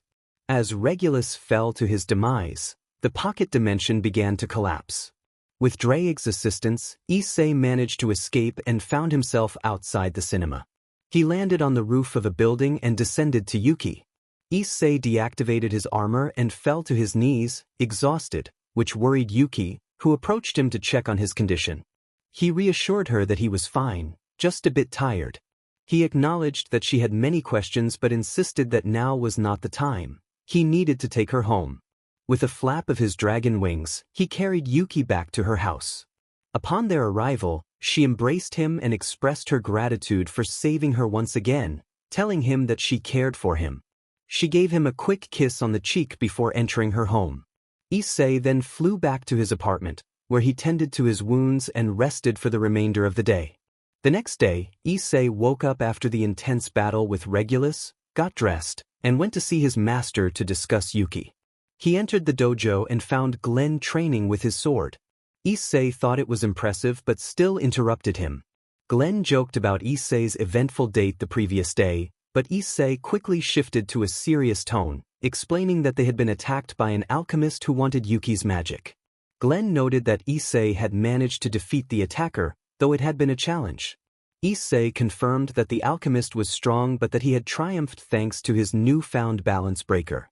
Glenn expressed his approval and mentioned he would need to create a new training routine for Issei. Before Glenn could leave to plan the new regimen, Issei interrupted him again, revealing that Yuki had learned everything. Glenn understood and promised to find a way to help her. Issei thanked his master and left the dojo, heading to Yuki's house. Instead of her father opening the door as usual, Yuki answered and took Issei's hand, leading him away from her home. Issei asked her what was going on, and she insisted that he tell her everything that had happened the day before. Issei suggested they discuss it after school, but Yuki was adamant that it had to be now. He explained that if he told her at that moment, they would be late for school. Yuki insisted, and Issei sighed at her stubbornness. He lifted her off the ground with his dragon wings and quickly flew to a nearby forest, landing gently. Once they were alone, Issei asked what she wanted to know. Yuki inquired about his true nature, and he explained that he was originally human but had become 80% dragon and 20% human due to excessive use of his boosted gear. Yuki pointed to the boosted gear, asking what it was. Issei proceeded to tell her about the war of the three factions, explaining the existence of demons, angels, fallen angels, and dragons, as well as the sacred gears created by the biblical god for humans to defend themselves against supernatural beings. He also mentioned the Longinus. Yuki was astonished by everything he shared, but she had witnessed their strength during the cinema incident, so she had no reason to doubt him. She then asked why the alchemist had been after her. Issei explained that someone had been sent to bring her to Regulus because of her remarkable magical power, which Regulus desired for himself. Yuki felt guilty, realizing that her presence had put Issei in danger and led to his injuries. Tears streamed down her face as she apologized for always getting him into fights. Issei approached her, gently wiping away her tears with his thumb and lifting her chin to meet his gaze. He reassured her that it was not her fault and that if he hadn't fought, she might have been suffering greatly. He preferred to fight rather than see someone in pain. Yuki embraced him, grateful for everything he did for her. Suddenly, Issei's phone rang, and he saw it was his master. He answered, and Glenn asked if he was with Yuki. When Issei confirmed that she was by his side, Glenn instructed them to come to the dojo, as he had something important to share. Issei relayed the message to Yuki, and they headed to the dojo to meet Glenn. Upon their arrival, Glenn greeted them and explained that he had heard Yuki possessed extraordinary magical power. He then revealed that he had secured a place for her at the most famous magic school in the world, which was located in England and run by the demon Mephistopheles. Despite being a demon, Mephistopheles cared deeply for humans and had established the school to help them awaken their potential. Glenn encouraged Yuki to accept the opportunity, and she agreed, eager to become stronger and fight alongside Issei. As the days passed, the time for Yuki to leave drew near. She informed her parents about her invitation to the academy, ready to embark on her new journey. In England, Yuki's family was happy and supportive of her decision to study abroad. On the day of her departure, Yuki and Issei spent the entire day together. As the time for Yuki to leave approached, she promised Issei that she would return stronger and capable of standing by his side. Issei accepted her words, though he didn't fully understand their meaning. Before boarding the plane, Yuki leaned in and kissed Issei on the lips, telling him it was a reminder of her. With her cheeks flushed, she quickly boarded the aircraft. Drake, the dragon, cheerfully remarked that they were counting down the moments. Issei turned bright red, while his teacher laughed heartily, and Yuki's parents smiled with satisfaction. Finally, Yuki left for England, and Issei remained behind to continue his training. 5 years passed, and Issei, now a young man with red hair and green eyes, found himself returning to his hometown of Kuoh. Standing at the entrance of Kuoh, on a mountain, he gazed at the beautiful village he had missed so much. He expressed his joy at being back, asking Drake if they would find more excitement there. Drake responded that, considering 2 of the Mouse sisters were nearby, he believed they would. Issei glided down from the mountain, using his dragon wings to soar toward his home. Upon arriving, he felt a wave of nostalgia wash over him as he rang the doorbell. A woman's voice called out from inside, saying she would be right there. The door opened to reveal a slightly older woman with brown hair, who looked surprised to see him. Issei's mother, not recognizing him at first, asked who he was. Issei smiled and introduced himself, revealing that he was her son. His mother exclaimed in delight, recognizing him and commenting on how much he had changed and how handsome he had become. They embraced, and Issei shared that many things had happened during his time in Tokyo. His mother welcomed him home, urging him to come inside and informing him that she needed to tell his father the news. Issei felt happiness at seeing his mother after so long. He entered the house and went to his room, which looked just as he had left it. Exhausted from his journey, he lay down on his bed and fell asleep for a while. After about 3 hours, he woke up, washed his face, and went downstairs to see if his father had returned. As he descended, he saw his parents talking in the living room. His father greeted him, noting that it seemed the journey had tired him out. Issei expressed his joy at seeing his father. His mother announced that it was time for dinner. During the meal, Issei's father asked where he would be studying. Issei replied that he would be attending Kuoh Academy, mentioning that he had already taken care of the paperwork while in Tokyo. His parents were surprised that he would be attending such a prestigious school. Issei added that he only needed to pick up his uniform and planned to do so after dinner. Once the meal was over, Issei set off toward the school. On his way, he attracted the attention of many people, especially the girls, who found him quite handsome. Upon arriving at the school, he noticed a young girl who appeared to be his age but had an aura that suggested she was something more. She had short black hair, wore the school uniform, and sported glasses. Issei approached her, sensing that she was guarding the entrance. He introduced himself as a new student named Issei, smiling warmly. The girl, Sekiryuutei, identified herself as the student council president and a third-year student. Issei asked her where he could collect his uniform, and Sekiryuutei informed him that it was in the student council room, inviting him to follow her. As they walked, Sekiryuutei inquired about his reason for transferring schools. Issei explained that it was time for him to return to his hometown. They continued their conversation until they reached the student council room, where another girl with long black hair was present, also in the school uniform. Sekiryuutei greeted Tsubaki, who was surprised to see her still there.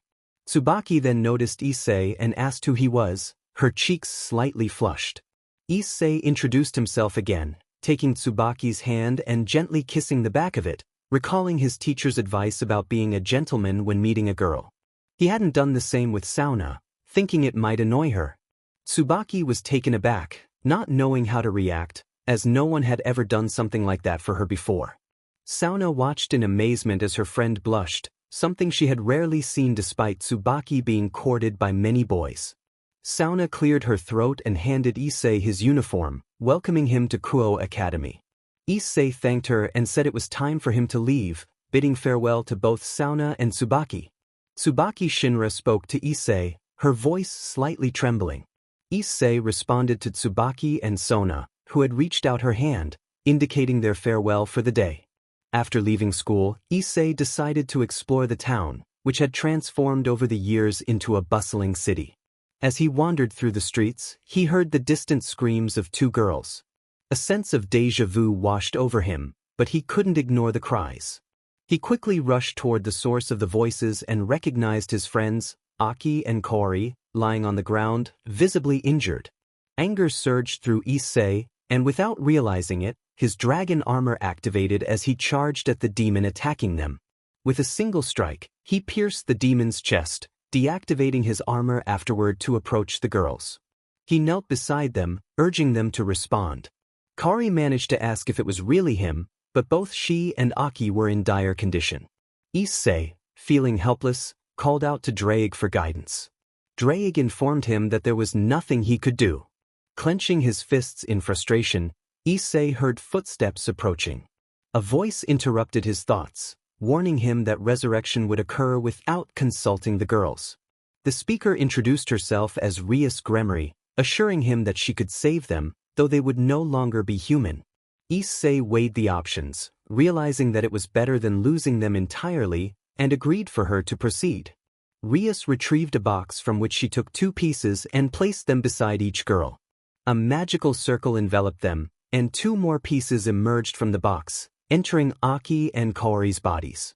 Rias declared that they were now safe and prepared to leave with Issei, who demanded to know where she had sent them. Rias reassured him that they were at home and requested his company for explanations. Issei agreed, and they vanished in a magical circle, leaving the alley empty. They reappeared in the old building of Kuoh Academy, unfamiliar to Issei, who asked Rias about their location. She explained that they were in the academy's old building. Curious, Issei inquired about the purpose of their meeting.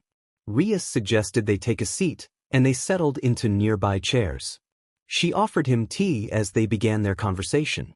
Rias introduced herself again as a demon, and Issei remained calm, noting that she had used her evil pieces to save his friends. Rias, eager to learn about him, asked what he was. Issei revealed that he had once been human but had gradually transformed into a dragon due to the excessive use of his sacred gear.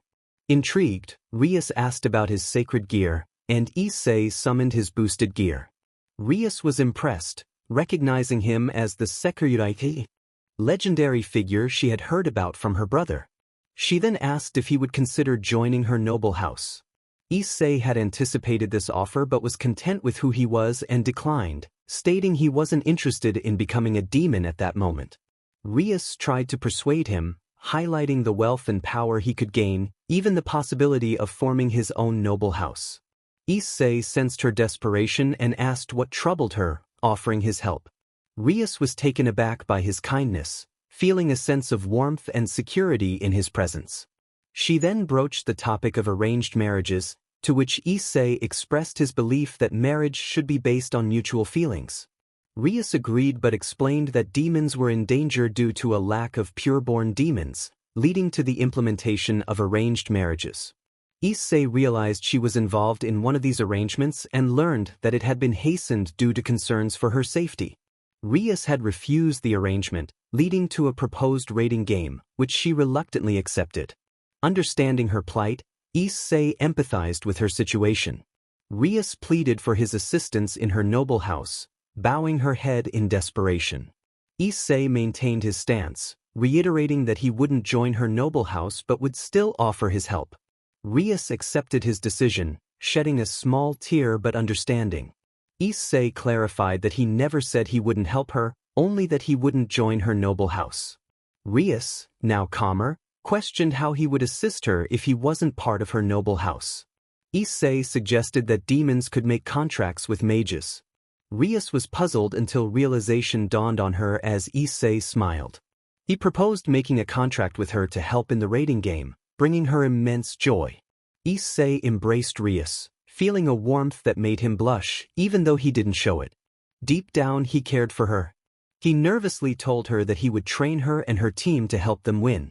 Rias thanked him softly, still holding him close.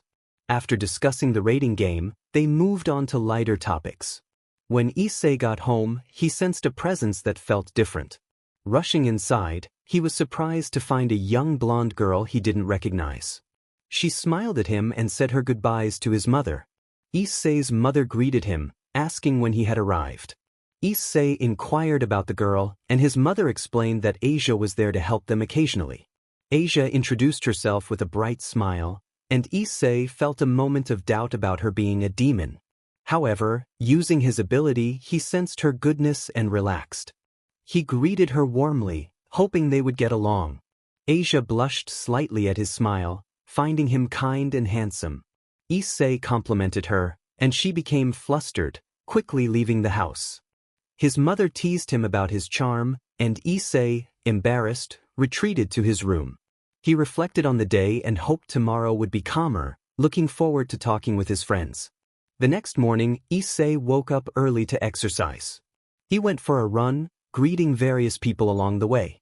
He enjoyed training in the forest, a place he felt comfortable after his experiences with Jeff.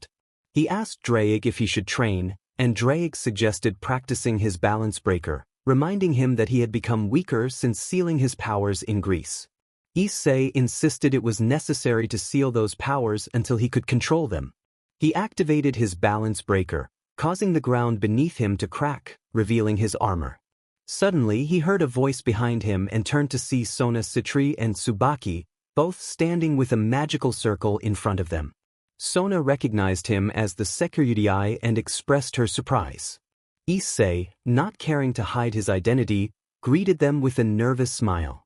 Sona was taken aback, and Tsubaki looked at him with curiosity. Issei awkwardly scratched his head, realizing he hadn't mentioned his title before. Sona, annoyed, questioned what he was doing there. Issei explained he was just training, and Sona attempted to bring up the idea of him becoming a demon, but he interrupted, stating it wasn't of interest to him. Sona shrugged, accepting his response. Issei invited them to train with him, and both girls paled at the thought of rigorous training with the Sekiryuutei. The training was intense, with Issei pushing them to run with gravity seals. They struggled, knowing that if they complained, he would increase the weight. By the end of the session, both girls were exhausted and sore, while Issei seemed unfazed. After saying goodbye, he returned home to shower and change into his new uniform. At breakfast, his parents had prepared a meal for him. After eating, he left for school, where he was met with excited whispers from girls who noticed him. Trying to avoid attention, he walked past Sona, who looked worn out. He suggested she take a break, and she wished him luck on his first day, struggling to stay awake. Upon entering the classroom, Issei drew attention, with girls cheering and boys grumbling. He spotted Asia from the previous day and approached her with a smile. She greeted him warmly, and he felt a strange conflict about her being a demon despite her angelic appearance. He asked if he could sit next to her, and she happily agreed. As he waited for class to start, he saw his friends Aki and Kaori enter and called out to them. They looked confused, not recognizing him. Aki asked who he was, and Kaori joined her, curious about the boy who seemed so different.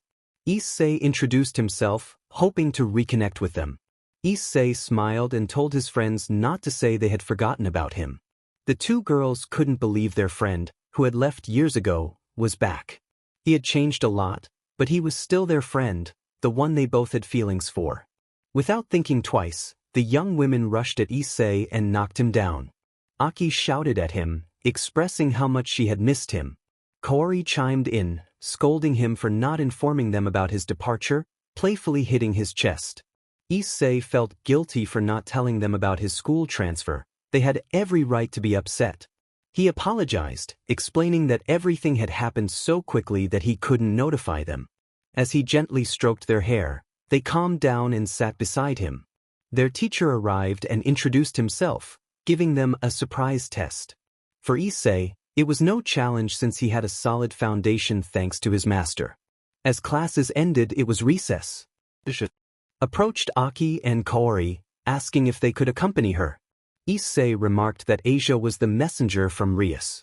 Asia looked surprised, but Issei assured her that she would learn everything when they met Rias. The girls followed Asia through the school to an old building. The hallways looked neglected and worn until they reached a bright and beautiful classroom. Inside, they saw the two prominent figures, Rias Gremory and Akino Himejima, along with the school's mascot, Tujo Kaneko, and the academy's prince, Issei Hyoudou. Asia respectfully announced that she had brought them.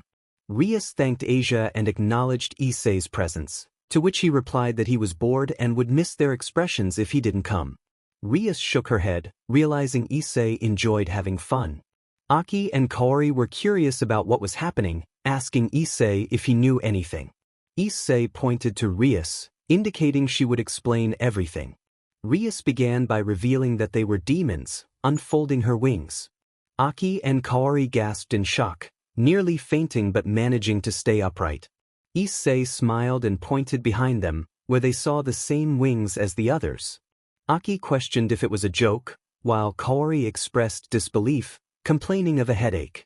Rias reminded them not to mention anything related to God or demons, or they would experience discomfort. Issei found the situation amusing, laughing at the demon's plight. Kaori asked Issei if he was also a demon, to which he honestly replied that he was a dragon. Kaori called him a liar, but Issei revealed his beautiful dragon wings, confirming her suspicions.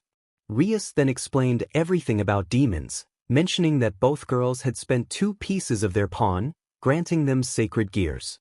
When they asked what that was, Issei explained and showed them his own.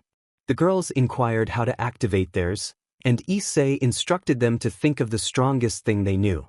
As they did, a sword appeared before them. Issei was astonished to discover they both possessed the sacred gear known as dual sword. Rias had never heard of it before. Issei elaborated that this sacred gear appeared in 2 different people destined to be together, allowing them telepathic communication and shared vision. This made them a formidable team, and in their balance breaker, their lives would be intertwined, meaning if one didn't die, the other wouldn't either. Their combined strength, speed, and agility would enhance their abilities, and they could switch places as if teleporting. Rias was excited by this revelation. Aki and Kaori began to understand why they had always gotten along so well, especially during their kendo club activities. Issei mentioned that some of the gear's previous bearers were Percival and Lancelot, knights of King Arthur, who formed a powerful team.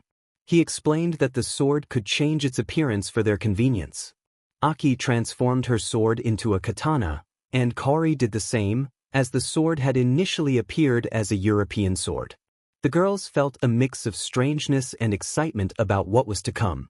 After that day, Issei helped train the entire Gremry group.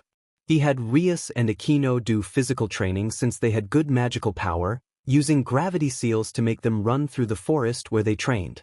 Rias found Issei's methods amusing, while Akino blushed at his actions, feeling a bit nervous. Kaneko was paired with Kiba for practice fights to improve her speed.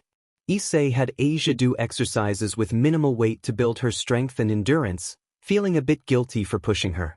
Aki and Kaori underwent similar training as Kaneko and Kiba, as their ability to anticipate each other's moves allowed them to block effectively. Issei wanted them to become accustomed to their sacred gear.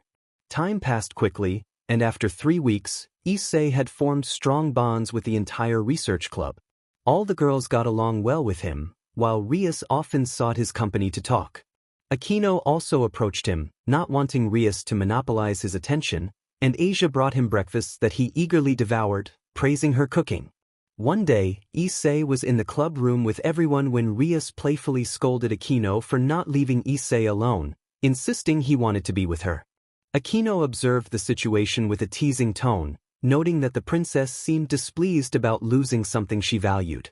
Issei thought it best to calm things down, but before he could finish, both girls shouted at him to stay out of it. Rias and Akino radiated powerful auras. Rias was surrounded by an energy of destruction, while Akino crackled with electricity. Just as they were about to launch an attack, a magical circle appeared on the floor. Rias expressed her frustration, realizing it was not yet the right time. From the circle emerged a man in his mid-20s, dressed in a striking red suit. He addressed Rias, inquiring if she had changed her mind. Rias firmly stated that she had not and would not marry him. Issei remained silent, observing the unfolding drama. The man, Razor, insisted that Rias had no chance of winning and urged her to surrender. As he approached, Rias vehemently rejected him, demanding he leave her alone and striking his hand away. Razor, enraged, raised his hand as if to grab Rias by the neck, but Issei intervened, taking hold of Razor's wrist. He warned Razor to back off, and in that moment, Razor noticed the intensity in Issei's green eyes, which briefly shifted to red. Razor threatened Issei, but Issei caught Razor's punch effortlessly, telling him to leave. With a swift motion, Issei struck Razor in the abdomen, causing him to fall to his knees. Issei then placed his foot on Razor's head, taunting him about looking for seeds. He tossed some imaginary seeds in front of Razor and insisted he eat them. Razor, infuriated, ignited in flames and attempted to rise, but Issei pressed down harder, preventing him from getting up. Issei reiterated his command, and just as he was about to slam Razor's head to the ground, a voice interrupted. Graphia, a beautiful woman who appeared no older than 25 and dressed as a maid, requested that Rias calm her friend. Issei assured Graphia that he wouldn't act further as long as Razor remained respectful. Razor, still furious, introduced himself with a boastful tone, but Issei dismissed him with a sarcastic remark about having seeds for birds. Razor, now seething with anger, launched another attack, but Issei effortlessly blocked it. Holding Razor's hands, Issei delivered another kick that would have sent him flying if not for his grip. Razor fell again, and Issei placed his foot on his head, further taunting him. Razor, desperate to retaliate, felt Issei's weight keeping him down.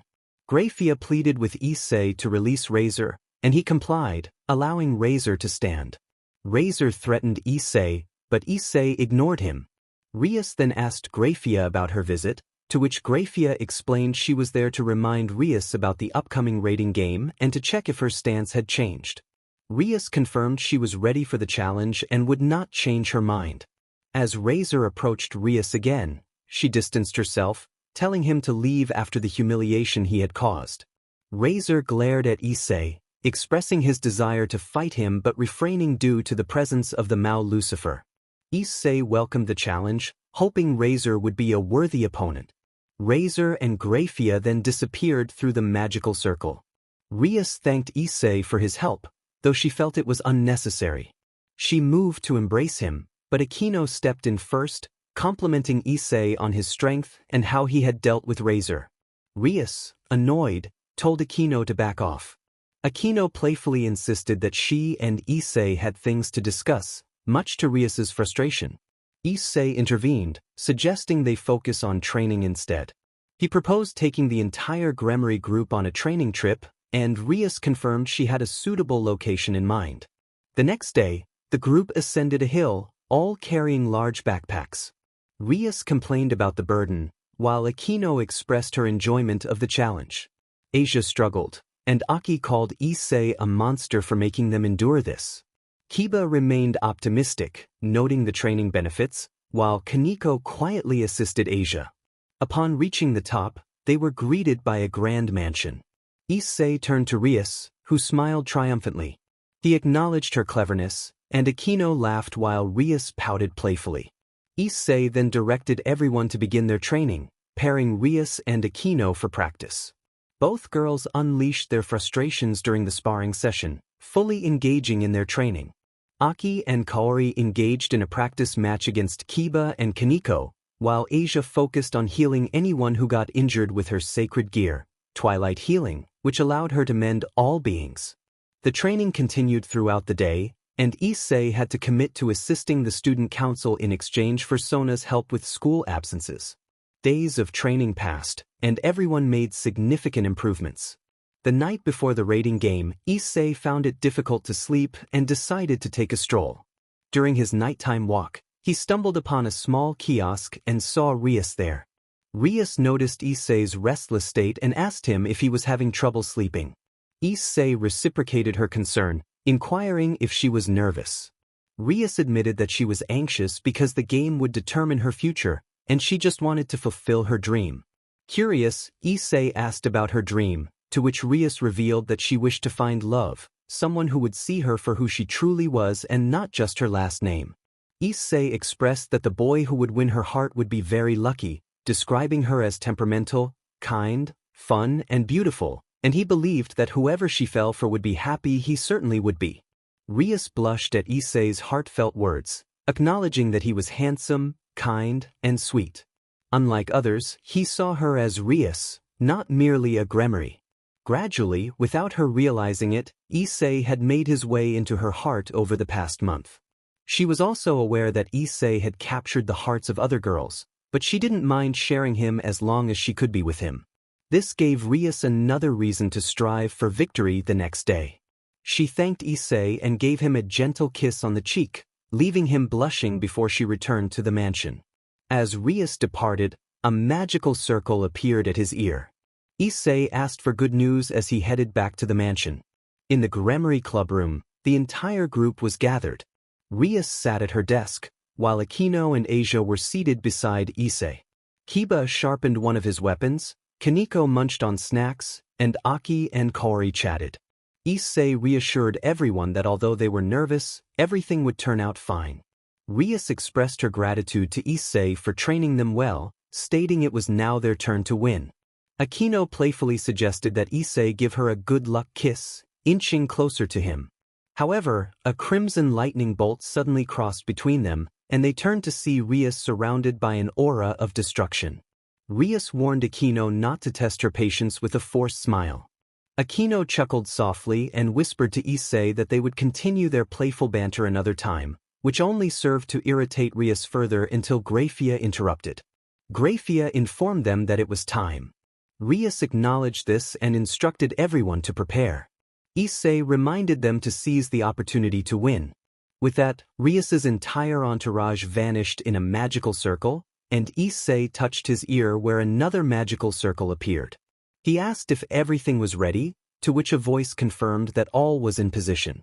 Issei instructed to inform Rei and Kuroka to get into position as well before he departed in a magical circle.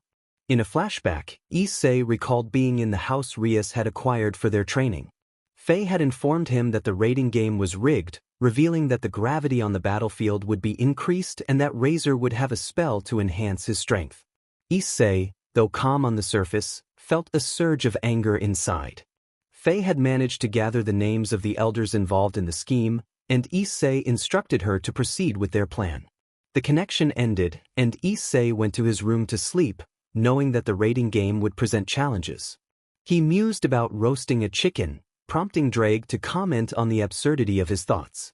Issei dismissed him and fell asleep. In the present, Issei found himself in a grand hall where two individuals approached him, a man no older than 35, dressed in an elegant white suit, and a woman who resembled Rias but had chestnut hair. Issei realized the woman was Rias's mother, Venelana Gremory, and the man was her father, Zeoticus Gremory. They exchanged greetings, and Venelana introduced herself and her husband. Just then, Graphia's voice echoed from a nearby television, welcoming everyone and announcing the start of the raiding game between Rias Gremory and Razor Phoenix. Issei noted that Rias's base was the occult club, which would give her an advantage since it was located in the school. Zeoticus expressed his concern for his daughter, clenching his fists tightly. Issei reassured him that there might be a surprise in store during the raiding game. Meanwhile, in the raiding game, Rias informed her team that although they had the advantage of location, Razor and his pieces were still formidable. Aquino and Kiba both felt an unusual heaviness since their arrival. Rias urged them not to back down and assigned roles to each member of her team, instructing Kiba to monitor the area and Aquino to set traps with him. She directed Aki and Kaori to the gym, emphasizing the importance of taking it for an advantage, while Kaneko stayed with her and Asia. With enthusiasm, the team mobilized to execute their plan. Kiba and Aquino began setting traps around the building until they encountered a woman clad in armor and bandages, who introduced herself as Carmine, a knight of Razor Phoenix, challenging Kiba to a duel. Aquino soared through the air but was struck by an explosion. Eubelina, caught off guard, exclaimed in surprise as a bolt of lightning struck her. Aquino rose and taunted her, asking what had happened. The two queens engaged in an intense aerial battle, while on the ground, Kiba was locked in a sword fight. He blocked attacks that seemed slow to him due to his training, mentally thanking Issei for his guidance. Gradually, he began to gain ground until he exerted too much force, causing his sword to break in half. Carmine acknowledged Kiba's skill, suggesting that if he hadn't been so aggressive, he might have won. Kiba simply smiled, and as the broken half of his sword vanished, another red sword appeared in his hand, and he charged forward again. Carmine noted the new sword and welcomed the continuation of their duel. Sparks flew as their swords clashed, and the sound of cutting air filled the battlefield. In a moment of distraction, the Phoenix Knight shattered Kiba's sword once more. Carmine, surprised, asked how many swords he had. Kiba revealed that his sacred gear, Sword Birth, allowed him to create as many swords as he desired, and he was eager to continue the fight. Meanwhile, Razor lamented that he couldn't strike the boy but still looked forward to having Rias as his wife. In the background, Graphia's voice could be heard as 2 towers, 2 pawns, and 2 knights from Razor Phoenix's side were eliminated. Razor noted that Rias had strong pieces but was confident he would win the raiding game. Ravel, who was with him, doubted her brother's strategy but felt powerless to intervene. Razor touched his ear, activating a magical circle, and commanded Eubelina to unleash the magic given to them by the elders. Back with Aquino, the battle raged on as both fighters unleashed their strongest attacks, remaining evenly matched. Aquino remarked that they were both equally wounded and might end up eliminating each other. Eubelina laughed and revealed a necklace with a small vial. Aquino accused her of cheating, stating that they had not been given such items. Eubelina countered that they possessed the sacred gear of the blonde girl, but was interrupted by a magical circle appearing at her ear, causing her to smile. She declared that it would end here and unleashed a tremendous power, enveloped in a red aura with her eyes turning white. Issei, witnessing the scene, was shocked by the magic being used. He explained to Zeoticus that it was a spell given to Razor to ensure his victory. Zeoticus inquired if Issei knew who had provided it.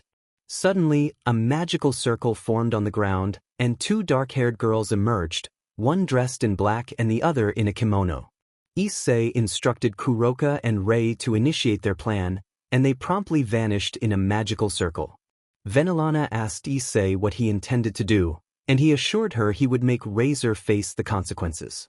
In the battle zone, Aquino struggled to withstand Eubelina's relentless attacks, feeling her body grow heavier.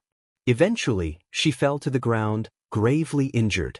Eubelina laughed, taunting Aquino for not being as powerful as rumored and urged her to get back up, insisting the fight wasn't over. Aquino attempted to rise but found herself unable to move due to her injuries. Nevertheless, she managed to stand before Eubelina, who expressed satisfaction at her resilience and prepared to unleash her remaining power. Aquino closed her eyes as a powerful bolt of energy approached her, whispering an apology to Issei.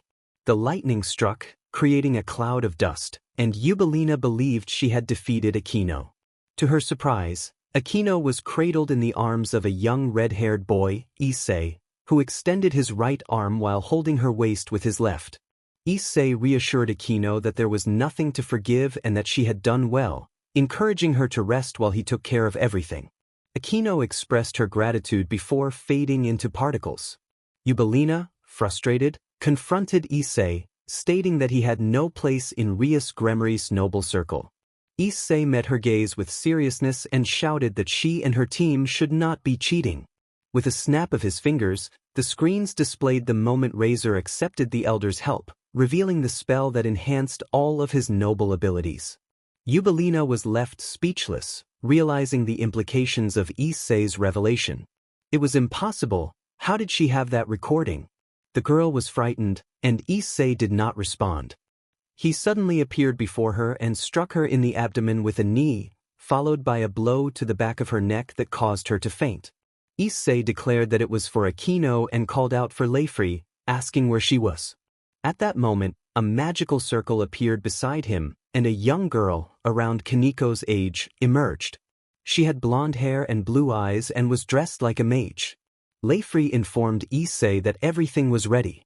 He instructed her to remove all participants except for Razor and himself, as she had control of this dimension.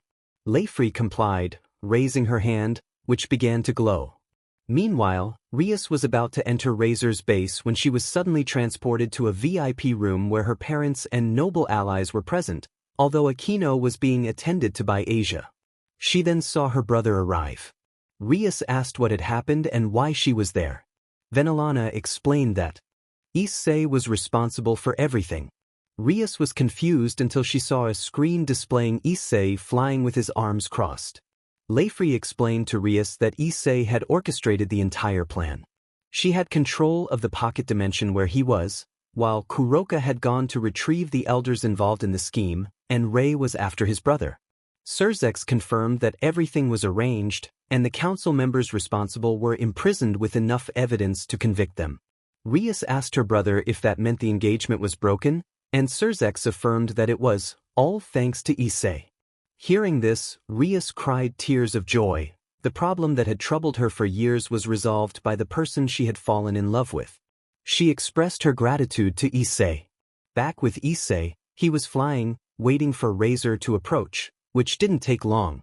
Razor had witnessed everything Issei had shown, and it was an understatement to say he was angry. He shot up into the sky, confronting Issei with fury. He blamed Issei for ruining everything, claiming that if he hadn't intervened, Rias would have been his wife. Issei responded calmly, reminding Razor that he was the one who caused all of this. Razor, filled with rage, attempted to strike Issei, but Issei dodged and countered with a blow to Razor's abdomen, causing him to cough. Razor turned to find Issei had vanished, only to feel a sudden impact on his head that sent him crashing to the ground. Issei had delivered a swift kick to Razor's head, and as Razor attempted to rise, Issei landed with incredible speed, pinning him down. Issei placed his foot on Razor's head, pressing him into the ground. Razor struggled to get up but found himself unable to do so under Issei's weight. Issei taunted Razor, calling him weak and comparing him to a cockroach beneath his foot. After crushing Razor down, Issei felt disappointed. He had expected more of a challenge. Just as Issei began to speak to Leifri about leaving, he sensed a surge of power from Razor. Turning to look, he saw Razor's eyes glowing red, surrounded by a fiery aura. Issei was surprised not by Razor's power, but by the presence he felt within him. He realized that Agriel had also aided Razor. Razor, now filled with rage, declared his intent to destroy Issei's existence. As Razor charged at him, Issei blocked the attack with his left hand, where the Sekiryuutei gauntlet appeared. Issei acknowledged that Razor had grown stronger but insisted he was still superior. However, mentioning a grill triggered Issei to unleash his full power. With a swift kick to Razor's face, he sent him flying into an ancient building. As Razor regained consciousness, he saw Issei approaching slowly. He noticed the glow in Issei's eyes, matching the gem on his gauntlet, and felt an intimidating presence behind him, as if a dragon was watching him like prey. Beside Issei stood another figure resembling him but clad in rusty armor, radiating an aura of darkness. Issei declared his balance breaker, enveloped in flames that soon dissipated to reveal the legendary armor of the Sekiryuutei. Razor was filled with dread, feeling fear for the first time in his life. Issei vanished from sight and reappeared in front of Razor, delivering a powerful kick to his jaw that sent him soaring into the air. Issei then reappeared behind Razor, grabbing him by the neck and removing his helmet. He warned Razor to stay away from Rias, threatening to eliminate him if he approached her again. Razor nodded repeatedly, and Issei released him, adding a reminder as Razor fell. With flames igniting in his hand, Issei struck Razor's face, rendering him unconscious. Issei deactivated his armor and called out to Leifri, requesting to be taken away. Issei and Razor emerged from the pocket dimension through a magical circle, leaving behind a small display of the current Sekiryuutei's power. Issei appeared in the VIP room where everyone, including his team, was gathered. As he made his way toward them, a red blur tackled him and knocked him to the ground. Rias expressed her gratitude while crying and hugging him tightly. Issei gently stroked Rias's head, and as she looked into his green eyes, he smiled at her. Rias blushed at the sight, slowly leaning in for a kiss, but was interrupted by a girl with black hair. Ray pushed Rias aside, clearly unhappy with the interruption. She introduced herself as Rainier, a fallen angel and a very close friend of Issei, emphasizing the very close to annoy Rias, which she succeeded in doing. Rias was frustrated that this fallen angel had stolen her moment with Issei, especially when she had almost kissed him. Kuroka then stepped in front of Rias, declaring that Issei was not hers. Issei tried to calm the situation, but before he could say more, Akino hugged him from behind. She thanked Issei for his help in the game, mentioning that without him, she would have been much more hurt, and that deserved a reward. Akino turned Issei's head and kissed him in front of everyone, causing the other women to become furious. Rias's mother, Venelana, was enjoying watching her daughter act her age, while Zeoticus was happy to see Rias without the worries of her engagement. Issei was in shock. He didn't dislike the kiss, but he felt the tension from Rias and the other girls. Rias's voice distorted with frustration as she demanded Akino stop kissing Issei. Akino glanced at the other girls, smiled mischievously, and kissed Issei again. Issei felt torn between feeling lucky and unlucky, but suddenly sensed something approaching him. He pushed Akino away and dodged an attack of destruction along with a light spear. Surzex, Rias's older brother, greeted Issei and thanked him for everything he had done for his little sister. This caused a magical attack from Rias and Ray to strike Issei, knocking him out cold. The girls rushed to him in concern and quickly took him to the occult club. Meanwhile, in Issei's mind, a massive dragon was laughing heartily at what had just happened. Drake mocked Issei for being knocked out by women he deemed weaker than him. Issei wanted to retaliate but suppressed the urge, realizing his companion had a point. When Issei woke up, he found himself in the occult club, lying on a couch with his head resting on Rias's lap. Rias expressed her relief that he was awake, apologizing for her earlier actions, admitting that she had overreacted. As they locked eyes, both young redheads found themselves drawn closer, and they shared a brief kiss, enjoying the moment. However, their connection was interrupted when the door swung open, revealing two very annoyed black-haired girls. Ray confronted Issei, demanding to know what he was doing. Akino playfully remarked that Issei was quite the troublemaker and needed a lesson, her hand crackling with energy.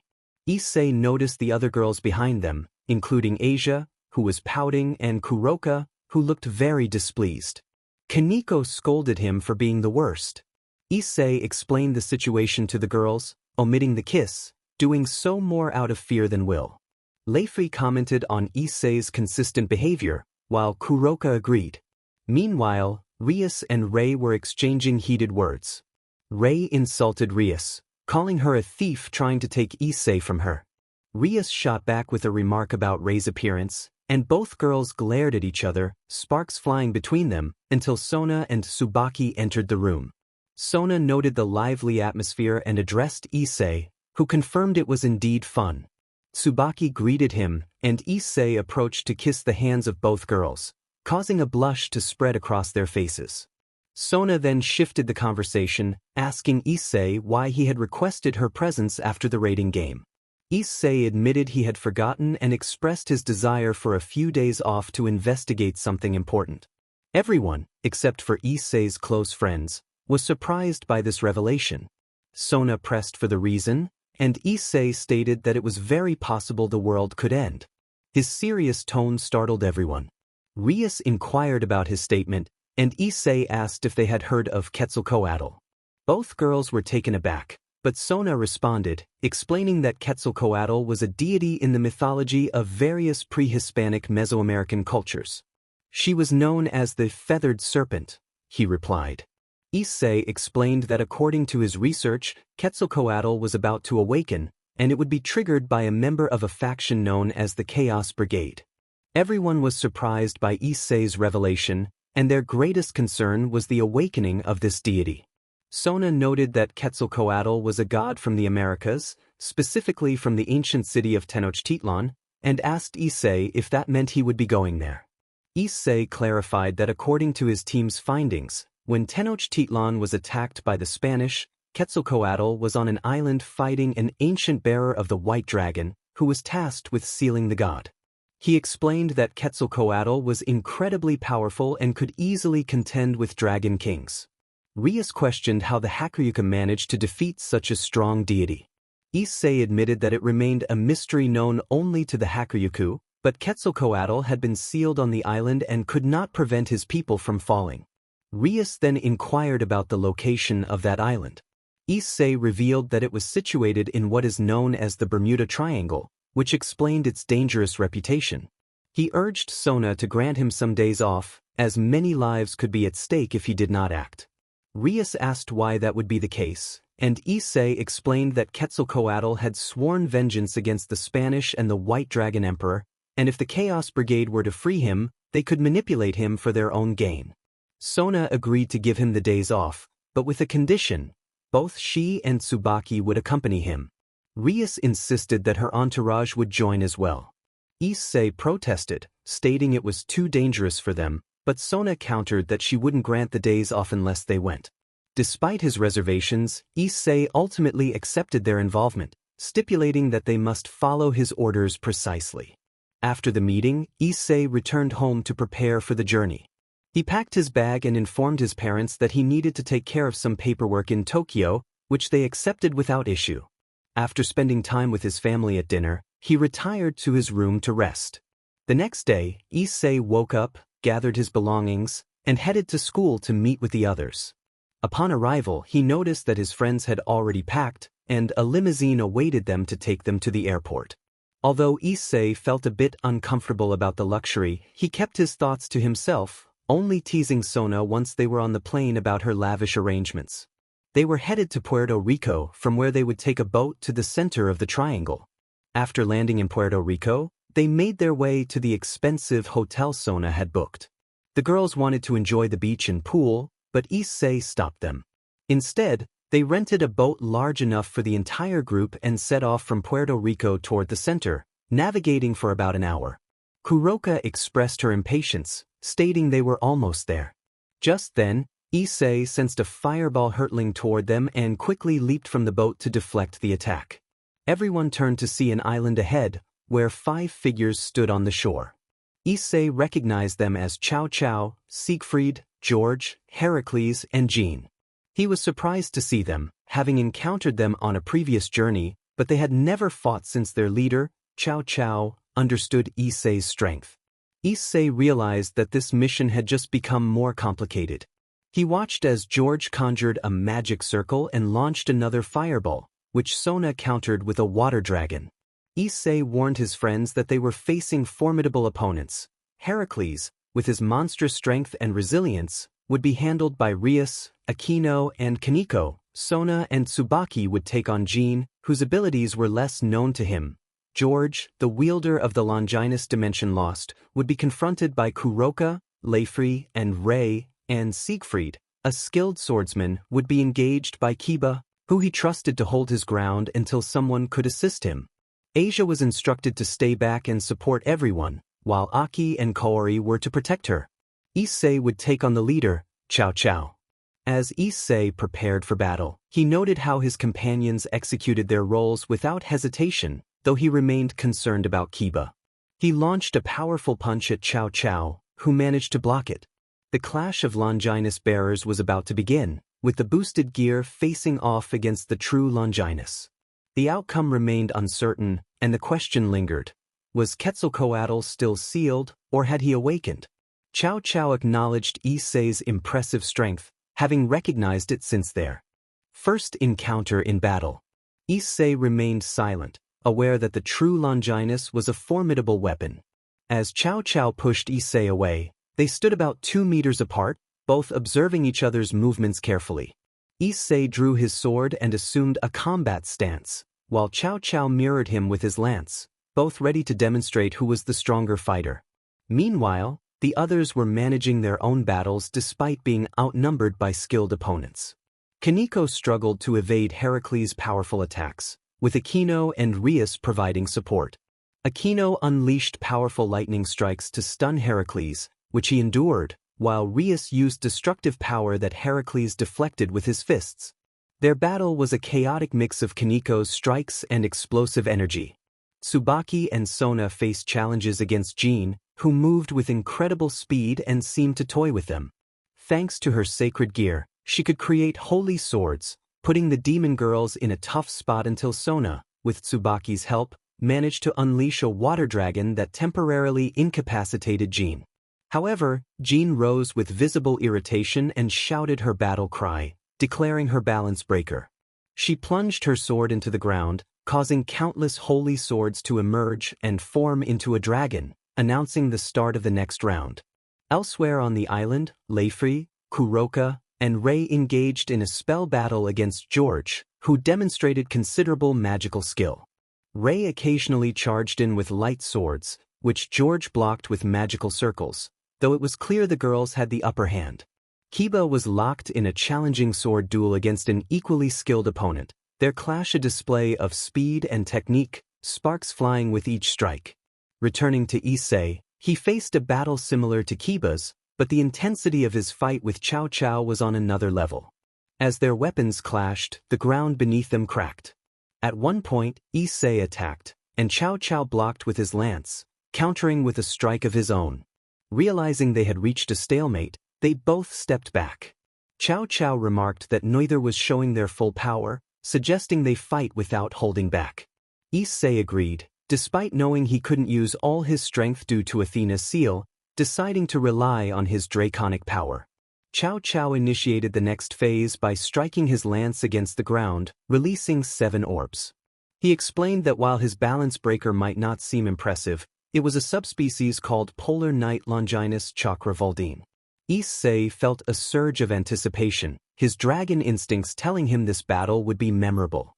With a determined smile, he activated his boosted gear, enveloped in a tornado of flames that revealed the legendary armor of Sekiryuutei. Now at their maximum power, they charged at each other.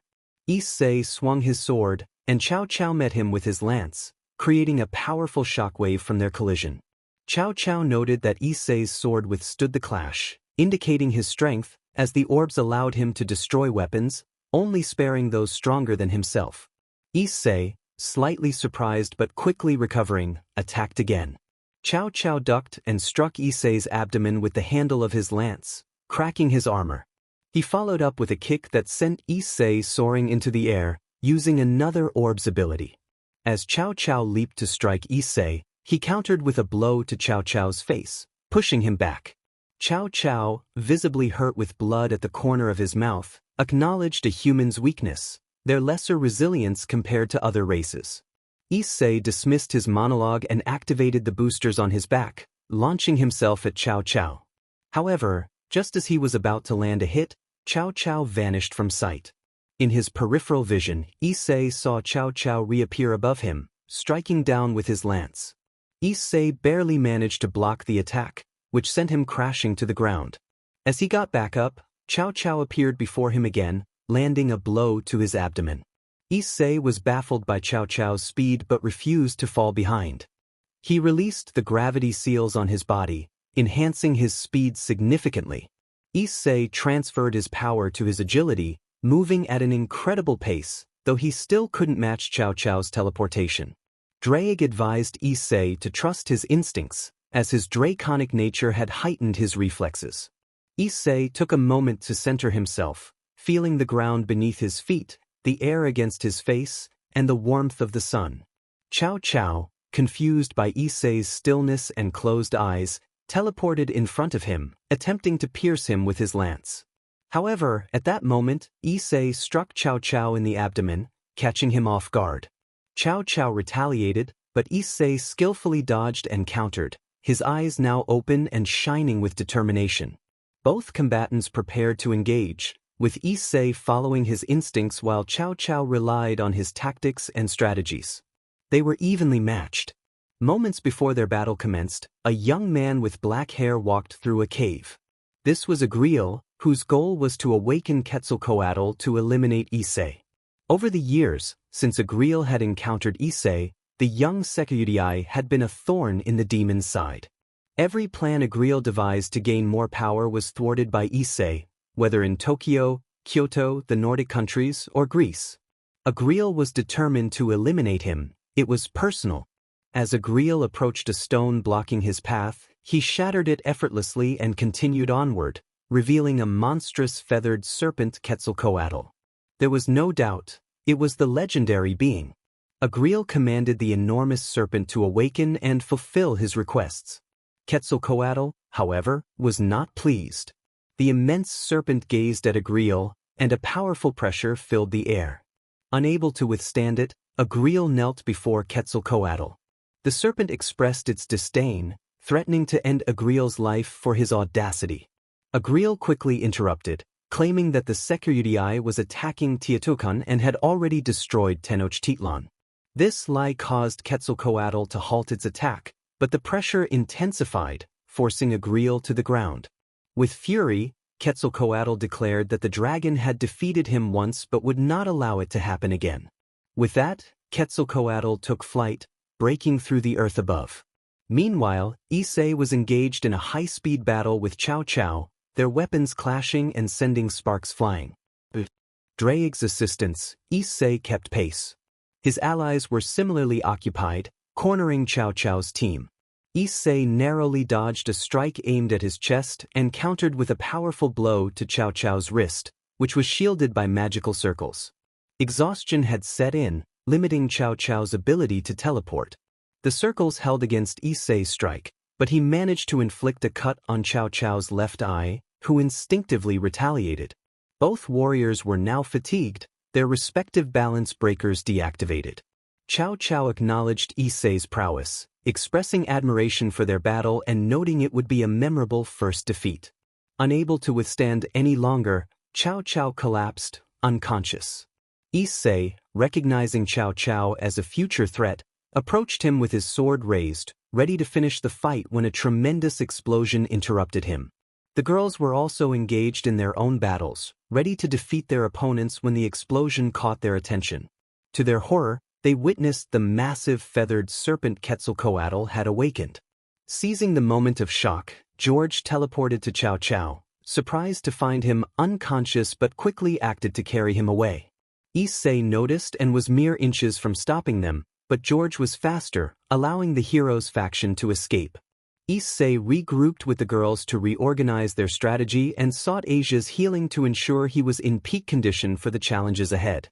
Agriel, having felt the pressure from Quetzalcoatl dissipate, was soon joined by a cloaked figure. The figure informed him that it was time to leave, as the trap was set. Agriel, with a smile, reflected on how the Sekiryuutei had unwittingly defeated Quetzalcoatl and condemned Tenochtitlan, unaware of the true mastermind behind it all. They vanished together. Back with Issei, he had reunited with the girls, but the enormous serpent had already taken flight.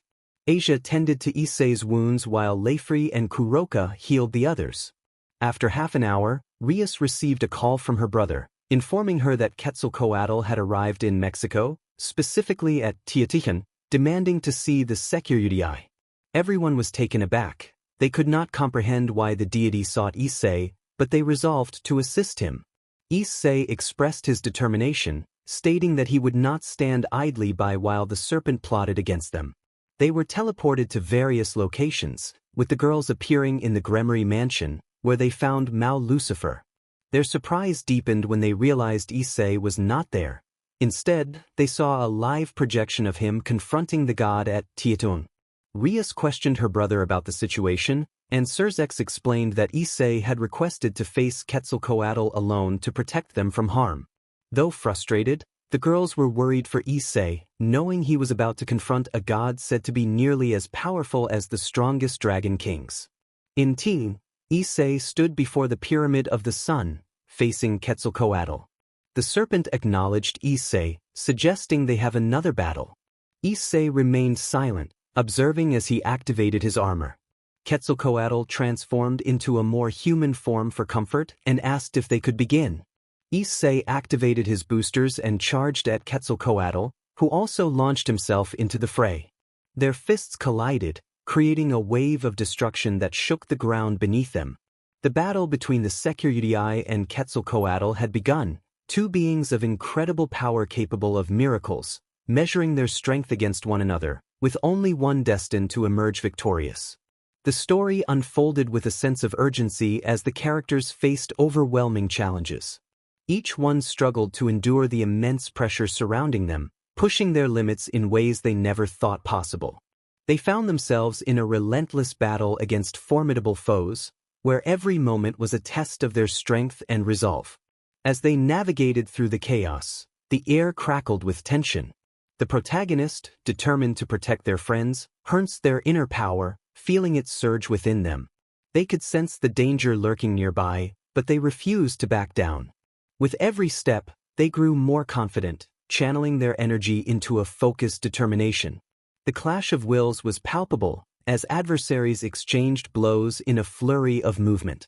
Each encounter was intense, with the stakes rising higher. The protagonist's heart raced as they dodged and countered, their instincts guiding them through the fray. They could feel the weight of their mission pressing down, but they were resolute in their purpose. In the midst of the turmoil, bonds were tested and forged anew. Friends rallied together, their spirits intertwined as they fought side by side. The strength of their camaraderie fueled their resolve, igniting a fire within them that could not be extinguished. They knew that together, they could face any challenge that lay ahead. As the battle raged on, the protagonist's determination shone brightly. They were not just fighting for themselves, they were fighting for everyone they cared about. With each passing moment, they embraced the power of hope, knowing that even in the darkest of times, they could rise above and endure the force of their trials. Quetzalcoatl, the god of wind and wisdom, was revered by many. His presence inspired awe and respect, as he brought knowledge and enlightenment to those who sought it. The stories of his adventures spread far and wide, capturing the imaginations of all who heard them. His legacy was one of strength and guidance, a beacon for those navigating the challenges of life. It seems there was an error with the input text. Please provide a longer excerpt or the complete text that needs editing, and I'll be happy to assist you in making it suitable for YouTube.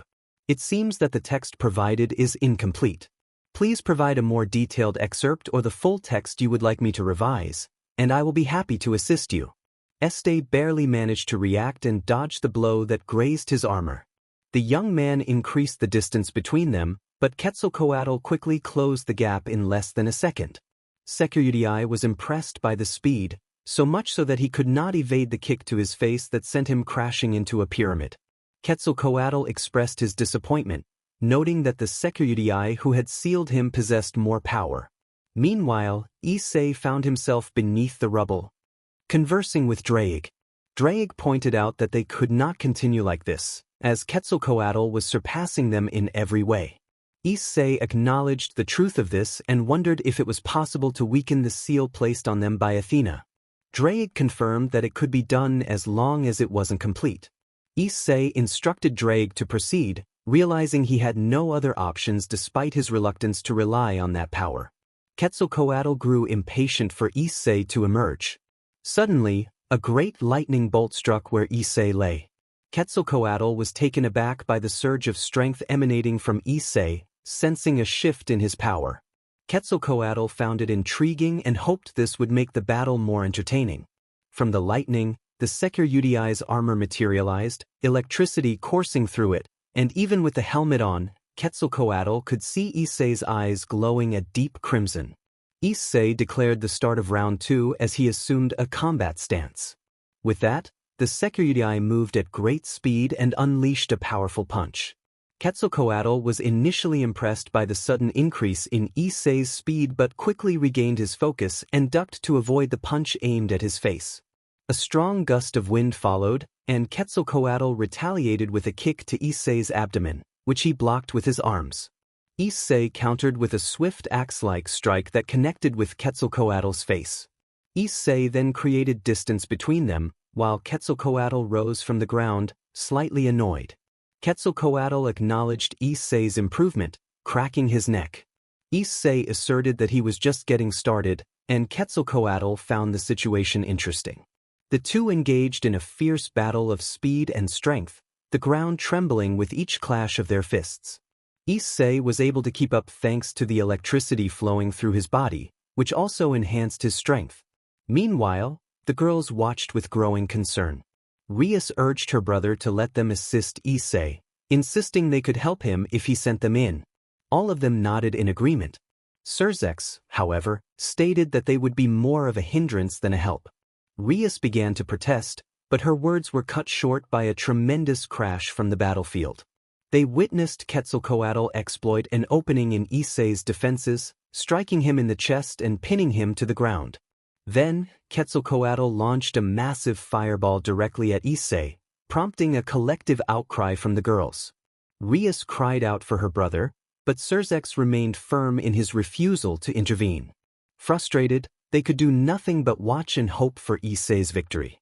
Back with Issei, he had taken the full force of the attack, and if not for the magical barrier he managed to conjure, it would have been fatal. Quetzalcoatl taunted him, expressing his desire to continue the fight and see fear in Issei's eyes. Issei acknowledged the attack's effectiveness but insisted that Quetzalcoatl would need to try harder to end his life. He then declared it was time to get serious and summoned his weapon, Blue Flame. The blade emerged from his left gauntlet, engulfed in fire and electricity. Issei activated his boost to gain an advantage over his opponent. Quetzalcoatl, intrigued by the use of weapons, invited Issei to attack him. Without warning, Issei charged at the god and moved his weapon, narrowly missing as Quetzalcoatl evaded. Issei continued his assault with precise and rapid slashes, some grazing Quetzalcoatl and drawing his ire. With each cut, Quetzalcoatl's fury intensified, and he retaliated with punches that Issei either blocked with his sword or dodged. Both fighters realized they were evenly matched, but Quetzalcoatl felt frustrated that his power was not fully restored after being sealed for so long. As they grappled, the ground beneath them began to crack. Quetzalcoatl remarked on Issei's luck, claiming that if he had his full power, the battle would end in an instant. Issei, however, was cut off mid-sentence when Quetzalcoatl kicked him in the chin, sending him soaring into the air. The god appeared before him, unleashing a flurry of punches and kicks that Issei struggled to counter due to Quetzalcoatl's increased speed. Eventually, the god slammed Issei into the ground, gaining the upper hand. Issei, battered but determined, stood up, realizing that every time he tried to gain an advantage, Quetzalcoatl surpassed him. Drake warned him that if they continued like this, they would perish. Issei, feeling desperate, acknowledged the truth in Drake's words, knowing that the god would only grow stronger as the battle dragged on. He felt he was reaching his limit. Drake reminded Issei of Glenn's words for moments like this. Issei recalled a time when he was resting in a tent, bandaged and disheartened after a recent defeat. Glenn had expressed concern for him and encouraged him to remember why he fought, emphasizing the importance of standing up and moving forward despite life's challenges. With that memory in mind, Drake urged Issei to tap into his potential, reminding him that he could overcome his limits because he was his student. Issei observed the relentless determination of his opponents. Suddenly, the familiar sound of his gauntlet echoed, signaling a surge of power. The air around him crackled with energy, and the lightning intensified, becoming more chaotic. Quetzalcoatl, sensing this change, felt a shiver run down his spine. For a brief moment, he sensed a presence that was neither Issei nor Drake, but something entirely different, with piercing crimson eyes that unnerved him. The battle for divine vengeance reached its peak, with both beings showcasing immense power, each nearing their limits. The question remained, who would falter first? Meanwhile, Rias and the girls watched anxiously from the screen as Issei fought against the god. Each blow he received resonated deeply within them, underscoring the gravity of the situation.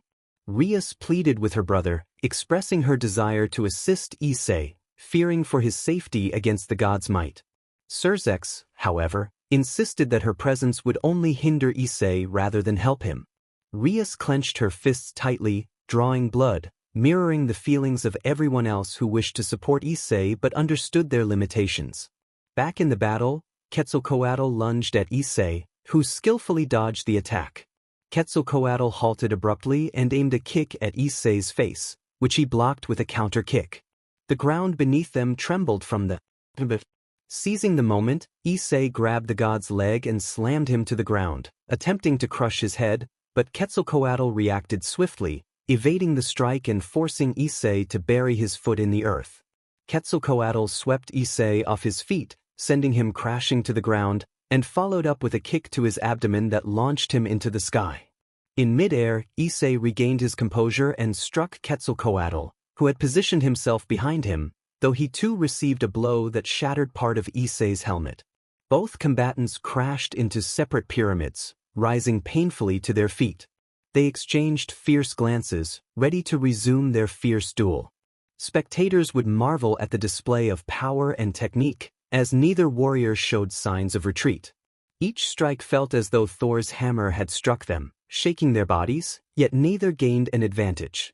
Issei, having sheathed his sword, fought bare-handed, knowing that prolonging the battle would allow Quetzalcoatl to regain strength. He gathered the surrounding lightning into his fist and struck the god in the face. The impact sent Quetzalcoatl reeling, blood spilling from his mouth as the sound echoed like thunder. Issei seized the opportunity, increasing his speed and delivering a knee strike to Quetzalcoatl's abdomen, causing the god to spit blood once more.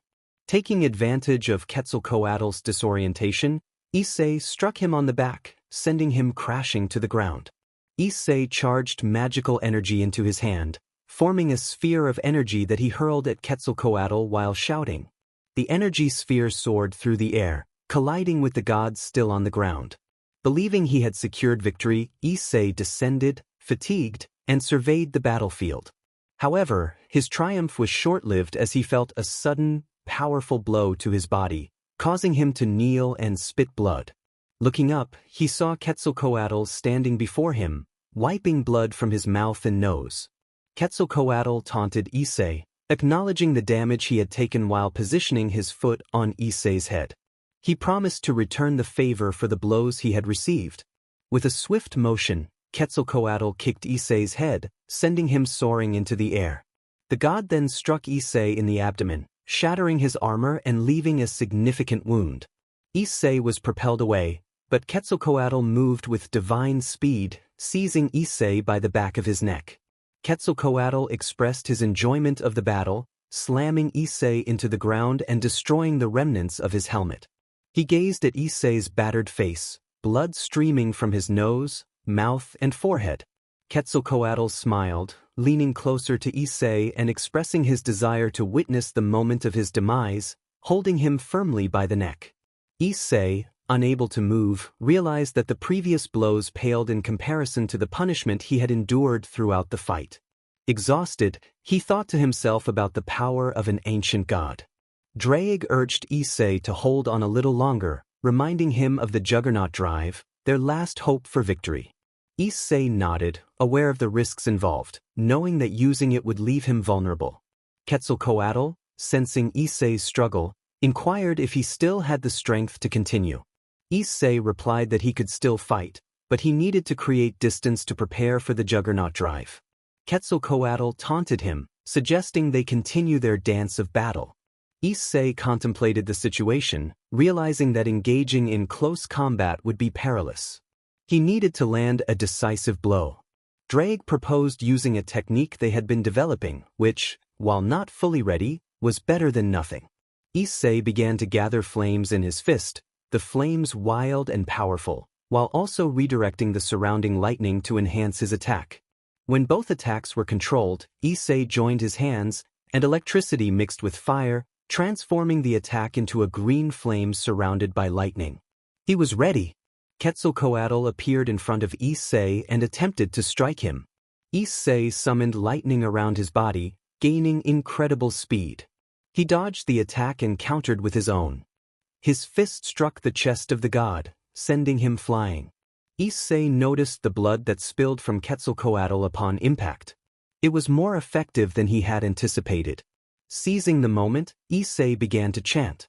He declared himself the celestial dragon who had stolen the principles of divine domination, vowing to become the red dragon of domination and to plunge his opponent into the depths of the crimson purgatory. As he finished the chant, Issei transformed into a magnificent red dragon, having unleashed the forbidden power of his sacred gear. He was determined to give everything in this battle to protect the future. The battlefield trembled with the presence of the majestic dragon roaring at the sky.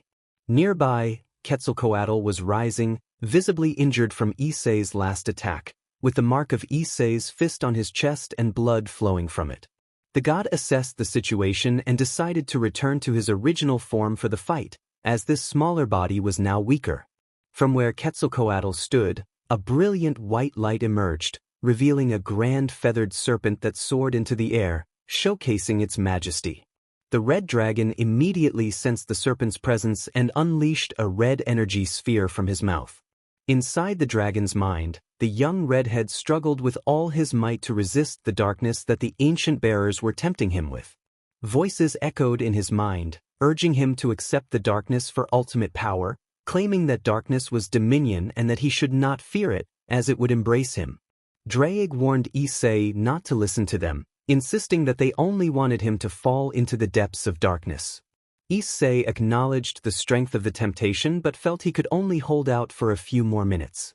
Drake reminded him that this was consuming his magical power, and once that was depleted, his vitality would follow. Issei was aware that if he did not stop Quetzalcoatl now, he did not know what would happen. Outside his mind, the battle against the god had commenced.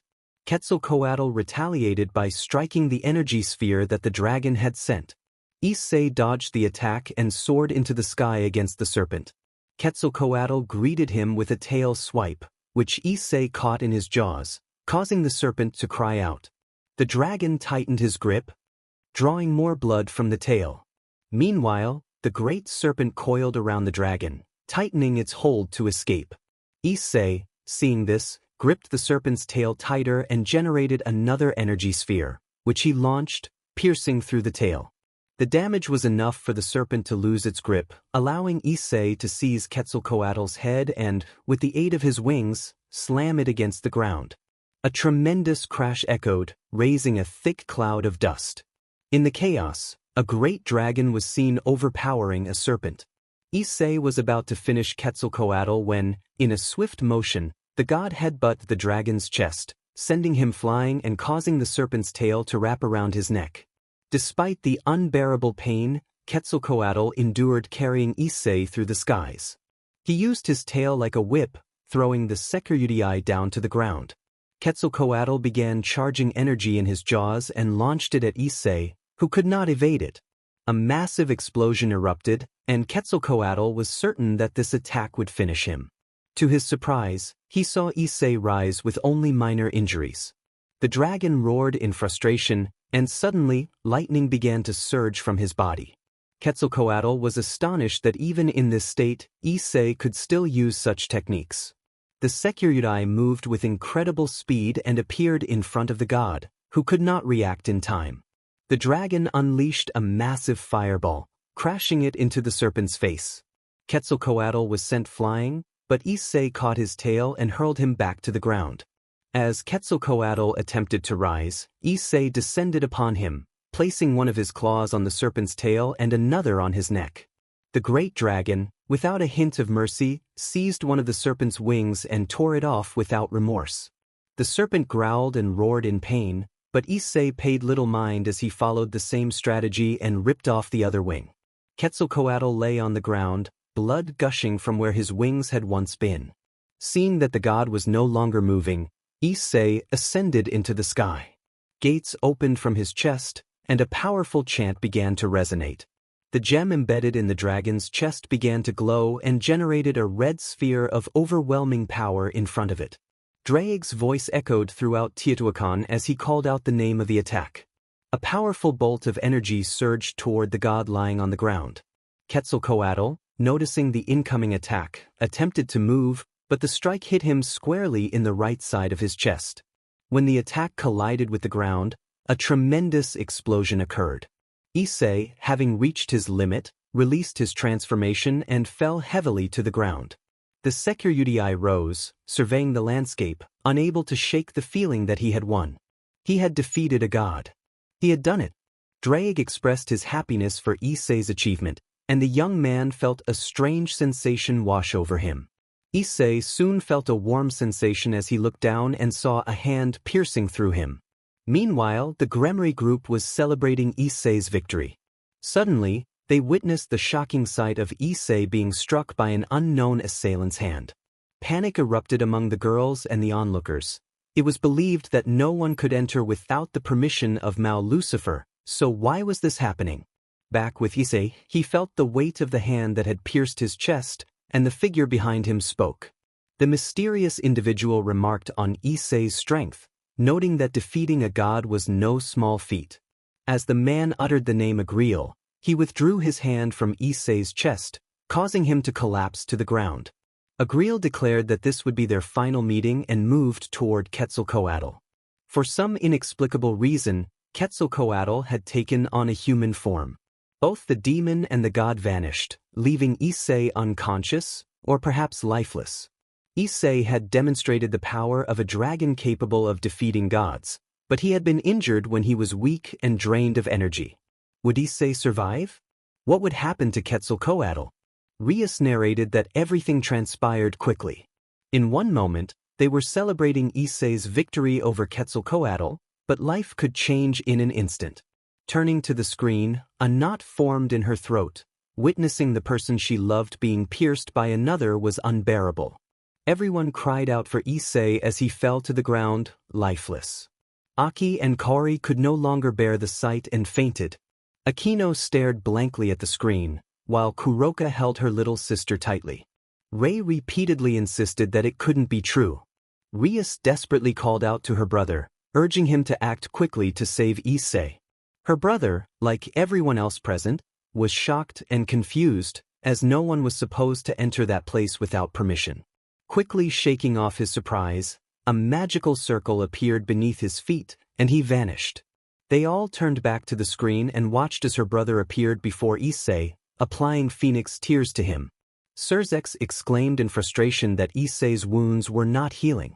He lifted Issei into his arms and disappeared again, reappearing in front of them. Serzex instructed Asia to quickly try to lessen Issei's injuries. Asia rushed to Issei's side to heal him, and Rias could see the extent of his injuries. Blood covered his body, and his face was drenched in it, a cruel sight to behold. Asia stated that she couldn't do much. His ribcage was shattered, and several organs were likely failing. Hearing this, Serzex took Issei once more and headed to the Demon World's hospital. They arrived shortly after, finding Issei in surgery. 9 hours later, the doctors emerged, assuring them that everything would be fine. It seemed that Issei's body was overwhelmed by the immense effort he had exerted, causing his inner power to spiral out of control and harm him. They could only watch Issei through the window of his room, feeling the pain of seeing him connected to so many tubes. Rias hoped for his swift recovery. Days passed, and with the help of the former Dragon King Tannen, who provided the dragon fruit, Issei began to heal, reducing his injuries while also helping to contain his power. The girls informed their parents that Issei had gone to Tokyo for a few days, and they believed them since Rias had taken Issei's form to speak with them and ease their worries. The girls and Kiba frequently visited the hospital to check on Issei. As time went on, Issei no longer needed the tubes, and his body had fully healed. Rias inquired of the doctor why he still couldn't awaken. The doctor explained that they still didn't know, suggesting it might be something mental or an internal struggle keeping him in that state. Meanwhile, within Issei's mind, he lay on the ground beside Drake, both with their eyes closed, occasionally writhing in pain. Dominance, power, supremacy, contempt, darkness. Gradually, the previous bearers of the booster gear surrounded them, emanating darkness that enveloped Issei. Issei cried out for them to stay away as the darkness wrapped around him, filling him with resentment, hatred, and a thirst for power. Someone approached, taunting him for his weakness. Issei opened his eyes to see his other self standing before him. He demanded the other to leave. Both his eyes and hair had turned black. Without hesitation, Issei extended his hand toward his other self, and the darkness began to shift toward him. The other Issei dismissed the darkness as weak, yet it did not touch him, as if a protective barrier surrounded him. He offered to help just this once, moving swiftly to place his hand on Issei's forehead. A brilliant light enveloped them, restoring Issei's hair and eye color to normal. The other self cautioned him not to overuse that power before vanishing into the darkness. Exhausted, Issei collapsed. In the real world, his hair changed from red to black, alarming everyone watching. They quickly called for the doctor, who arrived and was bewildered by the scene. He had never witnessed anything like it, especially when Issei became surrounded by darkness that prevented anyone from approaching him. The darkness eventually dissipated, and Issei's hair returned to its original red. Finally, after nearly a week, the young dragon opened his emerald eyes. Everyone shouted in joy and rushed to Issei's bedside. He simply smiled, accepting their affection, knowing he had worried them and had no right to push them away. The doctor kindly asked everyone to leave so he could conduct tests to ensure Issei was well, as the events had concerned him. Nothing unusual appeared in the tests, and the doctor discharged Issei. Upon returning home, Issei greeted his parents, who inquired about his trip to Tokyo. He fabricated a story to keep them at ease. Once in his room, he spoke with Drake, asking about the consequences of the Juggernaut drive. Drake stated that they did not have access to the balance break. Issei thought that as long as no strong opponents appeared, they would have no problems. He lay back on his bed to rest. As Issei walked to school, he moved slowly, still feeling the effects of his recent battle. He was eager to see Agril again and thank him for everything he had done. He thought to himself that the foolish demon would pay for what he had done. Upon arriving at school, most of the girls were delighted to see the most voted prince return. According to the surveys conducted by the girls at Kuoh Academy, Issei had surpassed Kiba by about 10 votes. He greeted everyone with a smile that made several girls blush. In the midst of the excitement, a boy shouted in despair about his appearance, lamenting why he was born unattractive. Another boy echoed the sentiment, crying uncontrollably. While Issei was popular with the girls, he was also disliked by many boys. He headed to the research club to meet his friends. Upon arrival, he saw two young girls sitting on the club sofa. One was a beautiful girl with blue hair and a green streak, while the other had brown hair and resembled his childhood friend, Irina. Rias greeted Issei, acknowledging his arrival. The girl with blue hair analyzed Issei to determine if he posed any threat. The other girl, upon seeing him, was shocked. Despite the changes, he was still the same Issei she had fallen for. She felt a mix of happiness and anger, as he had never sent her a letter or message. Unbeknownst to Irina, Issei approached her and observed her closely. He felt a sense of familiarity and asked if they knew each other. Irina, frustrated, called him an idiot. Issei was taken aback but smiled, recalling their friendship. He recognized her as Irina, the friend who had always been by his side. As he slowly approached her, he noticed tears in her eyes and couldn't hold back, embracing her tightly. He whispered that he had missed her. Irina lightly hit his hair in response, asking why he had never called her. Issei apologized, explaining that he had been busy with other things. He held her tighter, and Irina, without looking at him, suggested that he take her on a date. He agreed, still holding her close. Suddenly, the atmosphere shifted, and the girls present looked at him disapprovingly. The only ones there were the demons, as Rei, Leifri, and Kuroka were in an apartment that Rias had arranged during Issei's hospitalization. Rias had also offered to enroll them in school, which they accepted, although their enrollment was still in process. Akino had lightning crackling around her, while Rias had destructive power ready to unleash. Aki and Kaori had summoned their sacred gears, and Asia was pouting. The girls called out to Issei, who gave them a look to quiet down. They complied, though they still wore frowns. As Issei and Irina took their seats, Irina remained close to Issei, hugging his arm and smiling at the other girls as if to say, "Losers." This only fueled their annoyance. Rias, irritated, asked what brought the exorcist there. Irina explained that they were searching for sacred swords that had been stolen recently and wanted to notify them since it was their territory. Rias, feeling protective, responded that she could not allow church followers to roam freely. Zenobia assured Rias that they would not cause any trouble. Rias reluctantly agreed but warned them not to interfere with their work. As the two girls prepared to leave, Irina said goodbye to Issei, mentioning that she would go greet her parents. Zenobia then turned her attention to Asia, asking if she was Asia Argento. Irina chimed in, referring to Asia as the heretic who healed a demon and was expelled from the church. Asia, looking down and clenching her hands, confirmed her identity timidly. Zenobia remarked on how Asia had become a demon despite her faith in God, but she was cut off when Issei slapped her. He warned her not to speak ill of Asia, asserting that there would be consequences if she did. His eyes shifted from green to red, indicating his anger. Zenobia was taken aback, not expecting anyone to confront her like that. She drew her sword, wrapped in cloth, and attempted to attack Issei. He blocked her strike with his left arm, which was already equipped with the booster gear. Zenobia recognized him as Sekiryuutei and mentioned that the church had been searching for him since his actions in Greece. Issei dismissed her concerns, declaring that if she or Irina harmed his friends, they would pay for it. Irina was surprised to see Issei defending the demons, realizing that his aura was different from theirs. Zenobia challenged Issei to settle their differences in a fight, to which Issei responded that she shouldn't cry when he defeated her. The tension between them was palpable, and Issei suggested they leave, not wanting to cause any damage to the club. Zenobia grasped her sword and was about to step out when Kiba stopped her. He mentioned that it would be a 2-on-1 situation, which seemed a bit unfair, and expressed his intention to fight alongside Issei. Issei nodded in agreement, aware that although he was much stronger than the two girls, he was currently weakened but still capable of fighting and winning.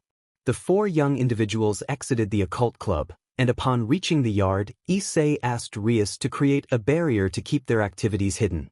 Rias gladly agreed and activated the barrier. Zenobia positioned herself in front of Issei and began to unwrap the bandages from her sword. She informed Issei that she had heard about his actions in Greece and warned him not to underestimate her.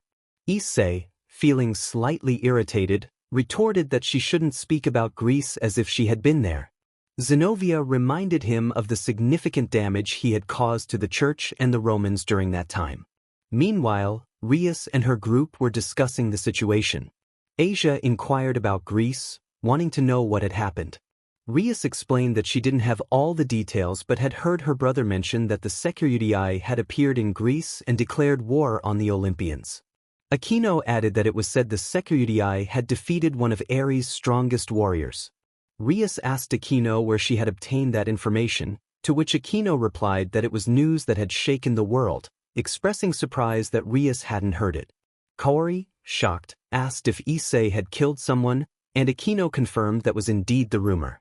Back with Issei, he regarded Zenobia with an emotionless gaze, his eyes devoid of light. Zenobia felt a twinge of fear as she met his red eyes, sensing that her very soul was being scrutinized. Issei asked if she was finished as he approached her. Zenobia declared that she would show him the power of Excalibur, wielding her sword confidently. Issei dismissed its significance, stating that without all the pieces, Excalibur was just a slightly better sword than conventional ones, and summoned his blue flame. Kiba and Irina had already begun their fight. Irina, like Zenobia, wielded an Excalibur. Kiba, realizing this, became frustrated and attacked aggressively, a departure from his usual tactical approach. He declared his intent to destroy her sword with his own strength. Irina countered that with his current power, he posed no threat to her and that she could easily read his attacks, finding him predictable. Kiba charged at her in anger, executing a diagonal cut that Irina dodged effortlessly.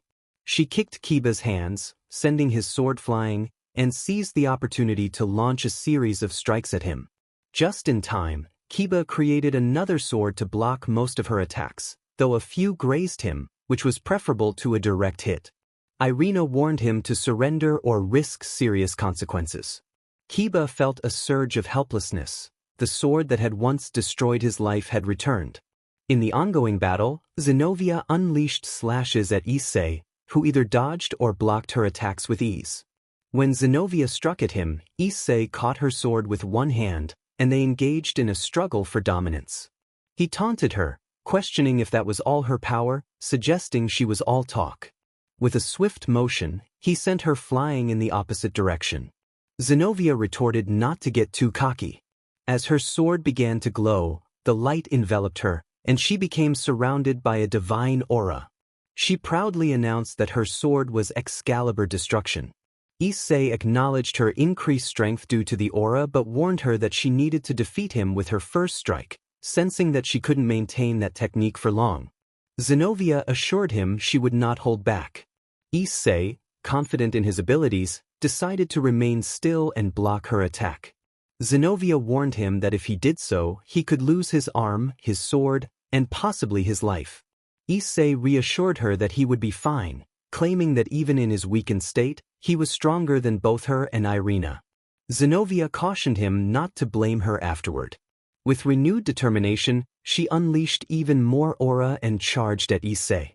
She moved with incredible speed, but Issei was able to keep up without difficulty. As she leaped to gain momentum, a large cloud of dust enveloped the battlefield, drawing the attention of Kiba and Irina, who paused their fight to witness the unfolding event. Slowly, the dust began to settle, revealing two shadows. When the dust cleared, Zenobia was seen gripping the hilt of her Excalibur, though a part of it had shattered, the result of Issei's blue flame. In the nick of time, Issei had infused fire into his sword to block her attack. With a smug smile, Issei remarked that he had told her there was no problem. Zenobia was in disbelief. Her sword, which she had thought was special, had been able to withstand the force of one of Excalibur's pieces and even break part of it. Realizing the gap in their power, she withdrew her sword and conceded. Issei instructed her to apologize to Asia for her earlier behavior. Zenobia, lacking enthusiasm, offered a half-hearted apology. Asia simply nodded, turning to Issei, who gave her a warm smile that made her blush. With nothing more to accomplish, Irina and Zenobia departed. Issei confronted Kiba about his unusual fighting style, expressing concern as it was not like him. Kiba dismissed him, insisting it was none of Issei's business. Issei pointed out that everyone was worried about him because he was their friend and ally. Kiba looked around and saw the concern on their faces.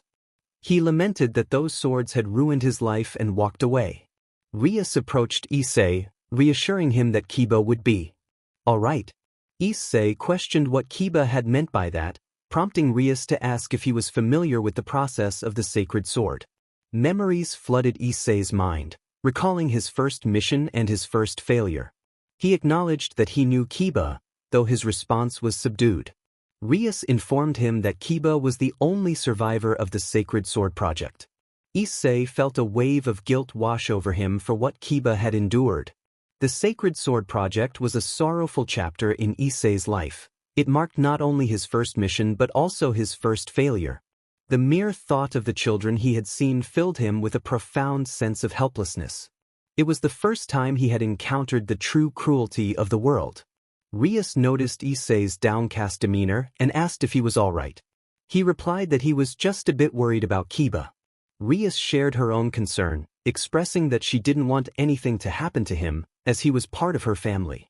Issei then suggested they meet later, needing to share something important with Rias.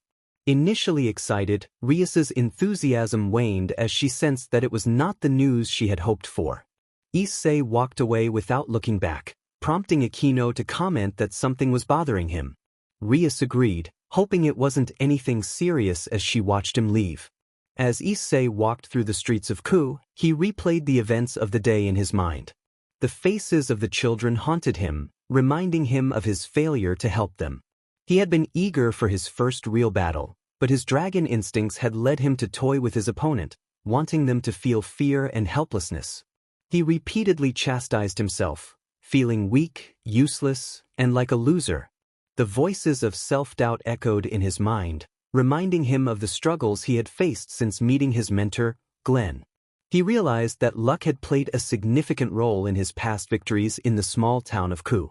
Draig, his companion, urged him to stop listening to those negative voices, reminding him that he was better than that. Despite understanding Draig's encouragement, Issei still felt troubled by the memories of that mission, tormented by the belief that he could have done much more to help those children. He resolved to assist Kiba, knowing it was not good for him to be consumed by anger and revenge. Issei felt the need to speak with Rias about the project, hoping she could help him figure out how to support Kiba. With the intention of helping Kiba, Issei approached Rias and requested a meeting. She agreed to meet at the old building to discuss whatever he wanted. Upon arriving, Issei was surprised to find only Rias there, seated behind her desk.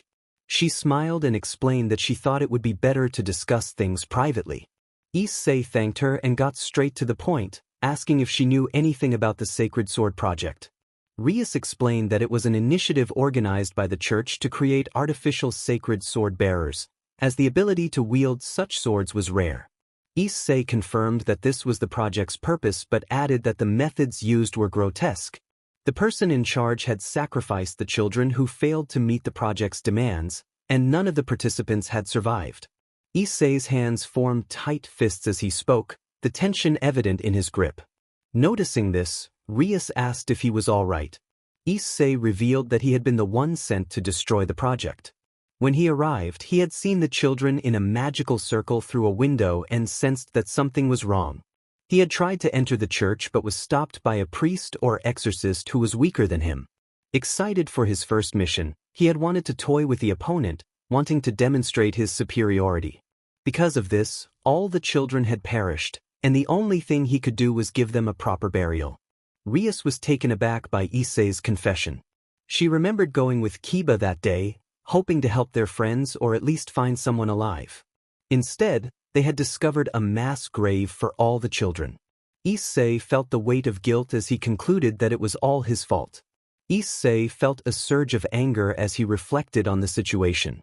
He believed he could have done more to save the children, and the guilt was evident in his demeanor, his hands trembling with frustration. Rias noticed his distress and approached him, taking one of his hands gently.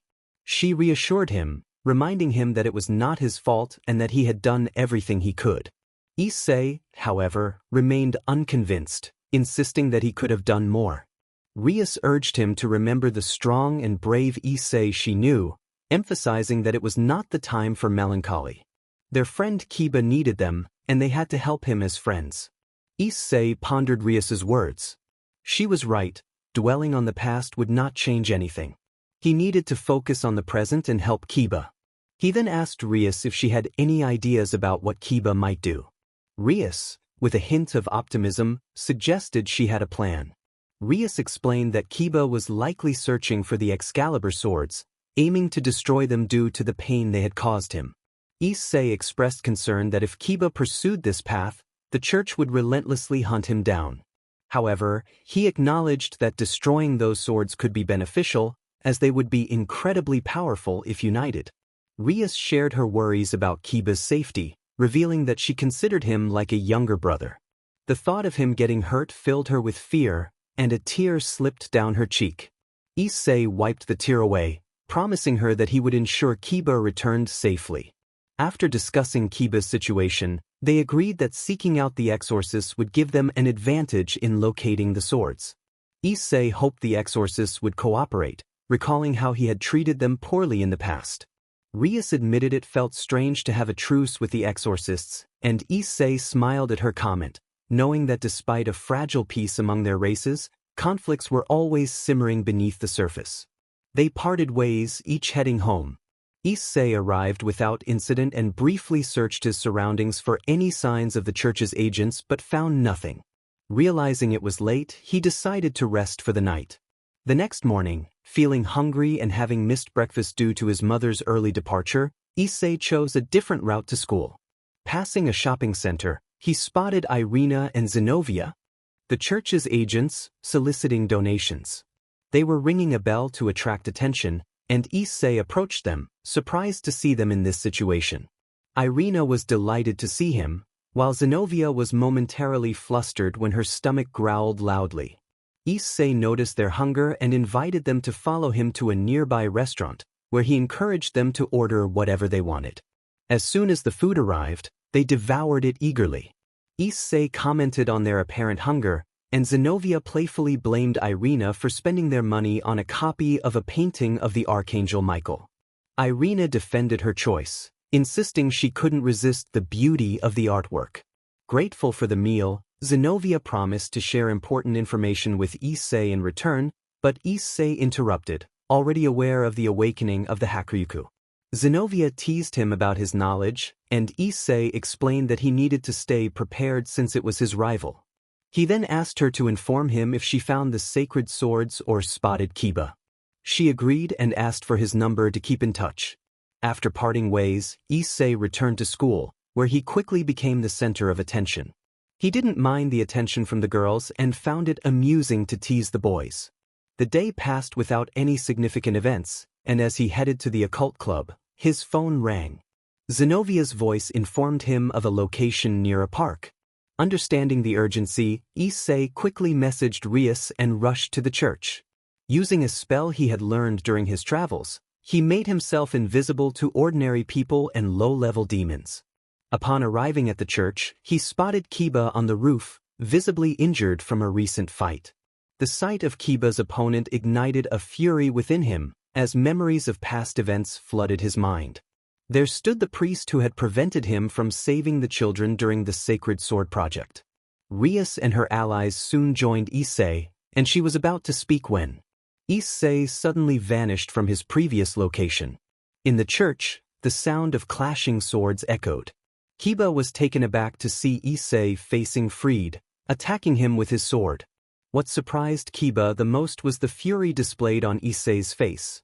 He radiated an intense bloodlust directed at Fried. Fried managed to block Issei's attack with his own sword, though the force of the blow forced him to kneel. Issei cursed himself for being too weak to finish off Fried in a single strike. Fried, slightly surprised to see the Sekiryuutei before him, felt a thrill of excitement. Ever since that fight where the Sekiryuutei had severed one of his arms, he had harbored deep resentment and vowed to get his revenge. Fried laughed, acknowledging the time that had passed since their last encounter while bracing himself against Issei's assault. Issei remained silent, leaping backward to create distance from the swordsman. As he landed, he propelled himself forward, intent on defeating Fried as quickly as possible. Fried noticed Issei's movement and swiftly dodged the attack. However, he failed to see Issei's kick coming, which connected cleanly with his side.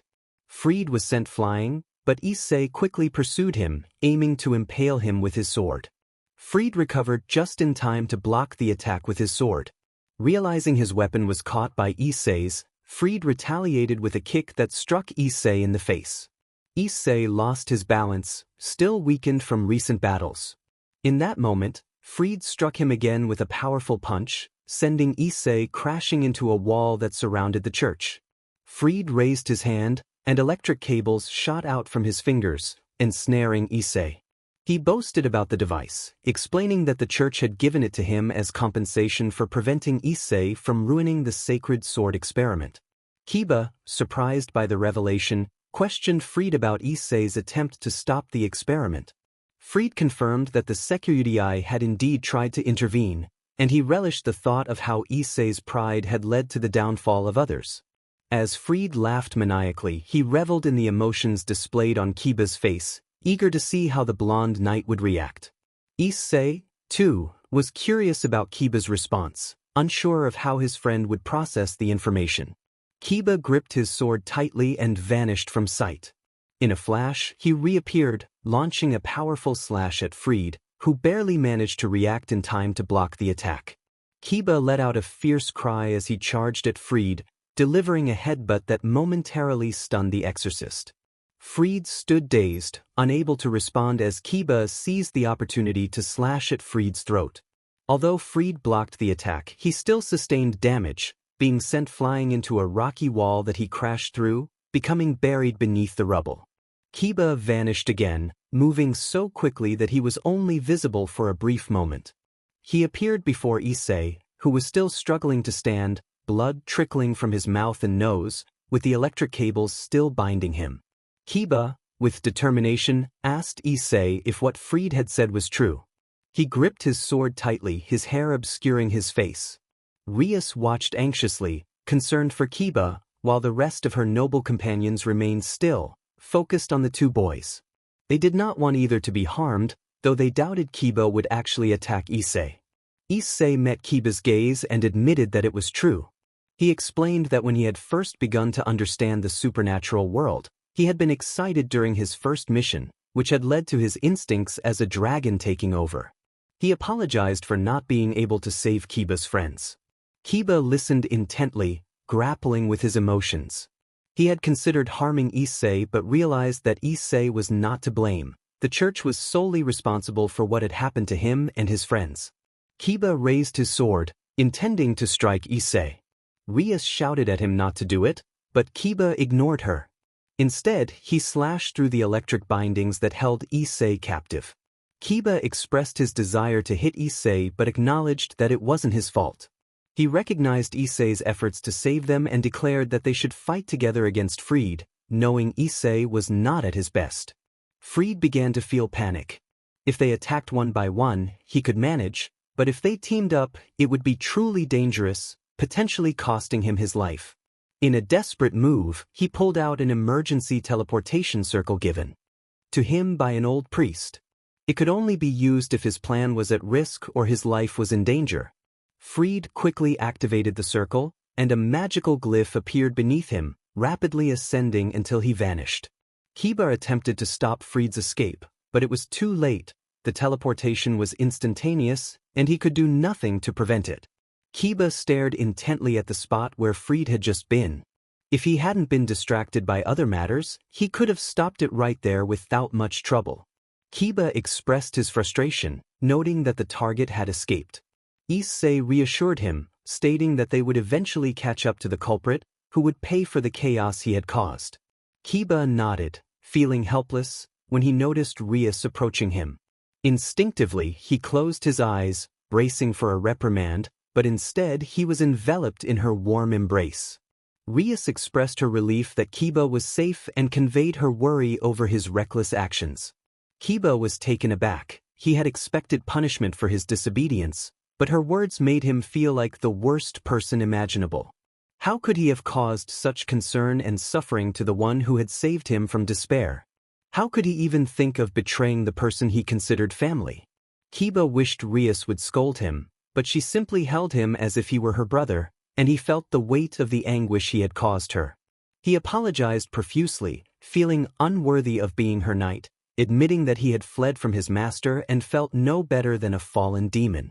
Rias urged him not to speak that way, reminding him that he was part of her family and asking him to trust them more moving forward. The members of the BGMI noble family watched in silence, with Aki, Kaori, and Asia unable to hold back their tears. Akino observed with a smile alongside Kaneko. Issei watched from a distance, understanding that this moment was crucial for Kiba to begin trusting his friends. Although he secretly wished for a more dramatic punishment for Kiba, he recognized the importance of this moment. Kiba vowed to have no more secrets from his family. Just then, Zenobia interrupted, informing them that another divine sword, Excalibur, had been stolen. Issei, incredulous, asked where they had acquired another sword. Zenobia explained that Irina had been attacked and incapacitated, making it impossible for her to use her full power. Issei's concern for Irina grew, and upon seeing Zenovia's red eyes, he felt a chill of fear. Zenobia reassured him that Irina was fine and that her injuries were not serious, but Fried had intended to incapacitate her to seize the sword. Issei's anger surged. As a dragon, his rage was potent. He wanted to confront Fried and Balfour, questioning why they would challenge someone like him, capable of overpowering gods. Before Issei could search for them throughout the city, a magic circle appeared near Rias. She acknowledged the situation with a serious tone, indicating something urgent had occurred. Aquino inquired about the matter, and Rias informed them that Balfour and Fried had taken control of the Kuoh Academy courtyard, as Sona had just informed her. Issei declared that enough was enough and that it was time to take serious action against them, having reached his limit. He spread his dragon wings and soared into the sky, heading toward the school at great speed. Rias sighed, noting that Issei had forgotten they could teleport directly to the school. The Grammary members shared a light laugh at Issei's forgetfulness. Rias activated the teleportation circle, and they departed from the church. Meanwhile, Issei flew swiftly over the city, asking Draig if it was possible to use the balance break. Draig confirmed that it was possible but only for a short time, as Issei's body had not fully recovered from the Juggernaut drive. Issei inquired about the duration, and Draig estimated it would last around 4 to 5 minutes, warning that exceeding 3 minutes would leave him unable to fight afterward. Issei contemplated the situation. The Juggernaut drive was a powerful technique, but its consequences were significant. To face beings even more powerful than Quetzalcoatl, he needed to find a way to wield that power without repercussions. Upon arriving at the school, Issei noticed the main courtyard glowing as a large magic circle expanded. At its center, a sword radiated a divine aura.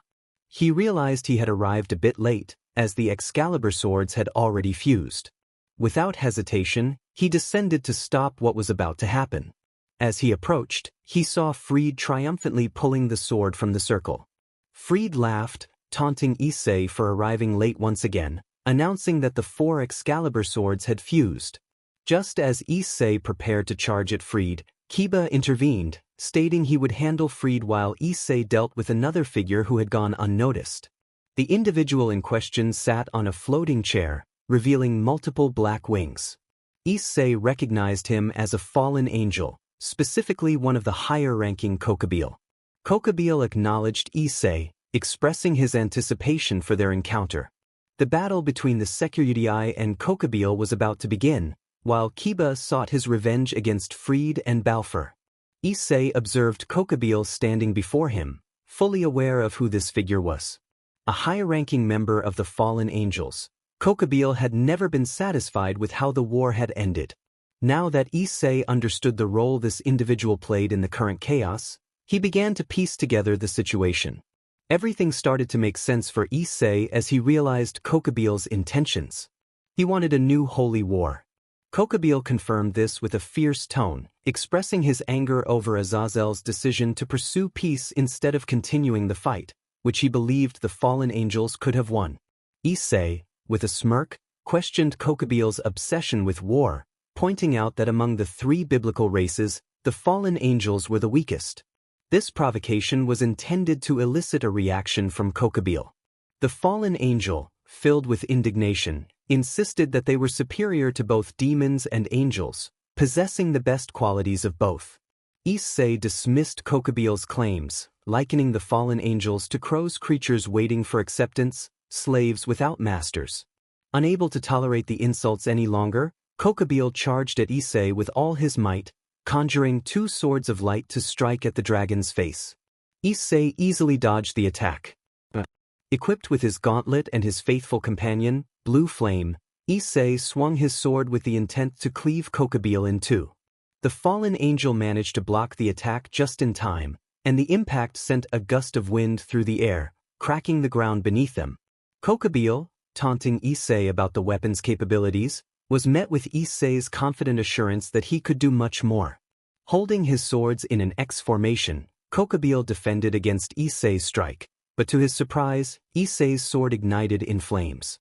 With a skilled maneuver, Issei shattered Kokubile's swords. Kokubile narrowly avoided the flames that erupted from Issei's weapon. Creating distance between them, he summoned spears of light, aiming to finish the battle quickly before Issei could activate his balance break. He unleashed a barrage of light spears aimed directly at Issei. Issei remained still, patiently awaiting the spear's arrival. When they reached him, he effortlessly sliced through them one by one with blue flame. Disoriented by the failed attack, Kokubile turned to locate Issei, only to be struck by a sharp pain in his abdomen. Issei, having sheathed blue flame, aimed to inflict pain with his fists.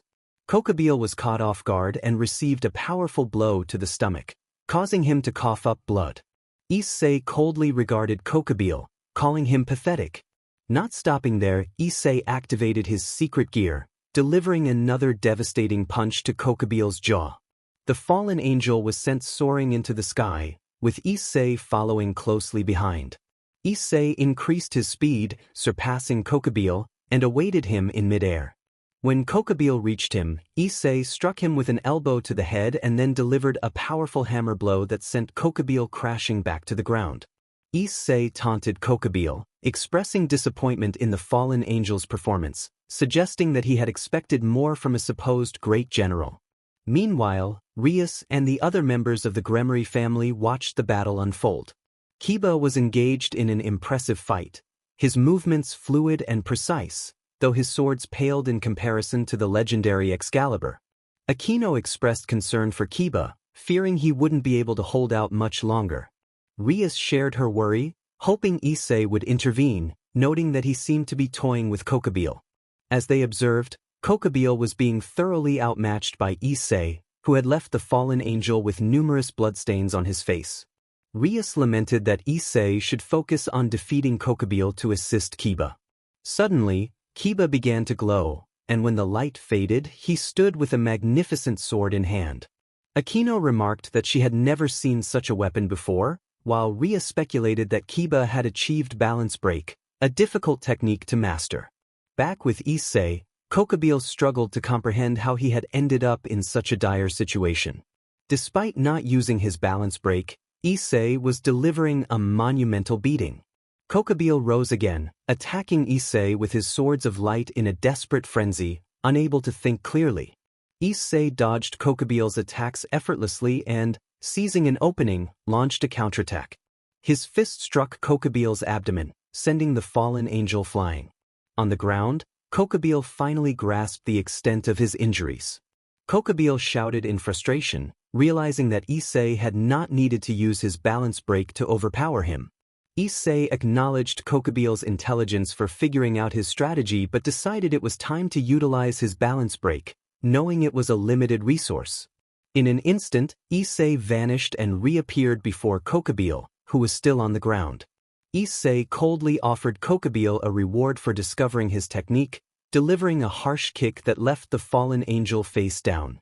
Issei began to approach Kokubile, who was unable to move and felt the immense pain of having one of his wings torn away.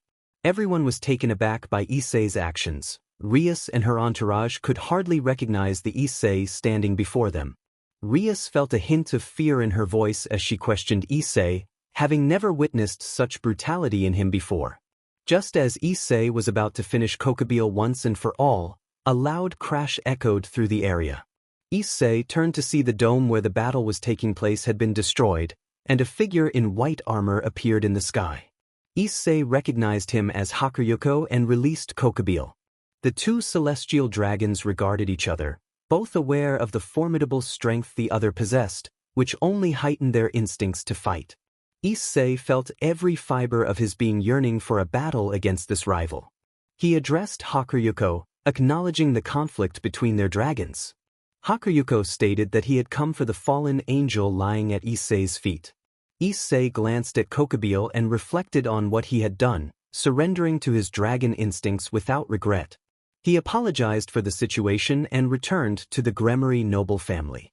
Rias approached Issei, expressing her concern for how he had treated Kokubio. Issei reassured her, explaining that he had been driven by instinct and was sorry if he had frightened anyone. The group then turned their attention to Hakuryuko, who was retrieving Kokubio's body. Hakuryuko declared that he would not fight Issei today, preferring to wait until Issei was at his best. Suddenly, a powerful shockwave erupted, sending Rias, Irina, and Zenobia flying. They quickly regained their footing and watched as Issei and Hakuryuko clashed, their armors activated. Hakuryuko remarked that defeating Issei in his current state would mean nothing, while Issei confidently stated that he could still put up a fight. Feeling slightly offended, Hakuryuko launched a serious attack aimed at Issei's abdomen. Issei deflected the blow with his free hand and countered with a strike to Hakuryuko's head. The dragon ducked and retaliated by sweeping Issei's legs, causing him to lose his balance. Hakuryuko then attempted to land a punch on Issei's back, but Issei swiftly dodged, leaving Hakuryuko's fist embedded in the ground. Seizing the opportunity, Issei kicked Hakuryuko away and activated his speed to pursue the white dragon. Rias and the others watched in shock and concern, knowing Issei was not at his best and was using techniques he had previously employed against Quetzalcoatl. Rias whispered Issei's name, filled with worry. Just as Issei was about to strike Hakuryuko, he heard the dragons. Hakuryuko revealed his ability to have his opponent's power every 10 seconds upon contact. Issei, undeterred, activated his own dragon's ability and charged at Hakuryuko once more. Both dragons understood they were not fighting seriously, yet their clash was intense. With a smile, they stepped back and began to part ways. Hakuryuko ascended into the sky, casting one last glance at Issei, promising that they would meet again for a legendary battle. As Hakuryuko vanished, Issei's red armor quickly dissipated, leaving him exhausted and sweating on the ground. Issei breathed heavily, acknowledging that he was close to his limit. The members of the Occult Research Club rushed to his side, with Rias being the first to reach him. She supported Issei's head as it threatened to drop. Rias scolded him for recklessly engaging Hakuryuko in his current condition, while the others echoed her concern. Issei apologized, explaining that it had been an impulse he couldn't control. When Issei saw him, every cell in his body screamed at him to fight. He realized that everyone else around him could not comprehend the intensity of those feelings. After some time lying on the ground, resting in Rias's lap, Issei finally gathered enough strength to move on his own. He thought about the seal of Athena and wondered if he had damaged it during the battle. He reached out to Draig in his mind, asking if everything was all right with the seal. Draig reassured him that there was nothing wrong with the seal of Athena, so he need not worry. Issei, along with the other girls, returned to the old building, where they began discussing what had happened with the fallen angel general.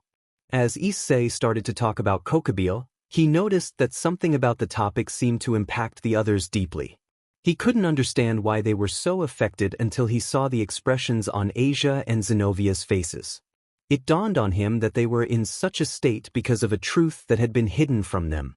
He observed their reactions and realized they were grappling with the fact that God was dead, having perished alongside the previous demon kings. The mention of God brought a palpable pain to all the demons present. Asia struggled to accept the reality, insisting that if God were dead, miracles would not exist. Issei pointed out that miracles were performed by a special machine created by God himself, questioning whether they truly believed God was dead. He noted that while the machine facilitated most miracles, the greatest ones were still attributed to God, and the fact that they continued to occur was puzzling. The group fell into thought, still unable to fully grasp the implications.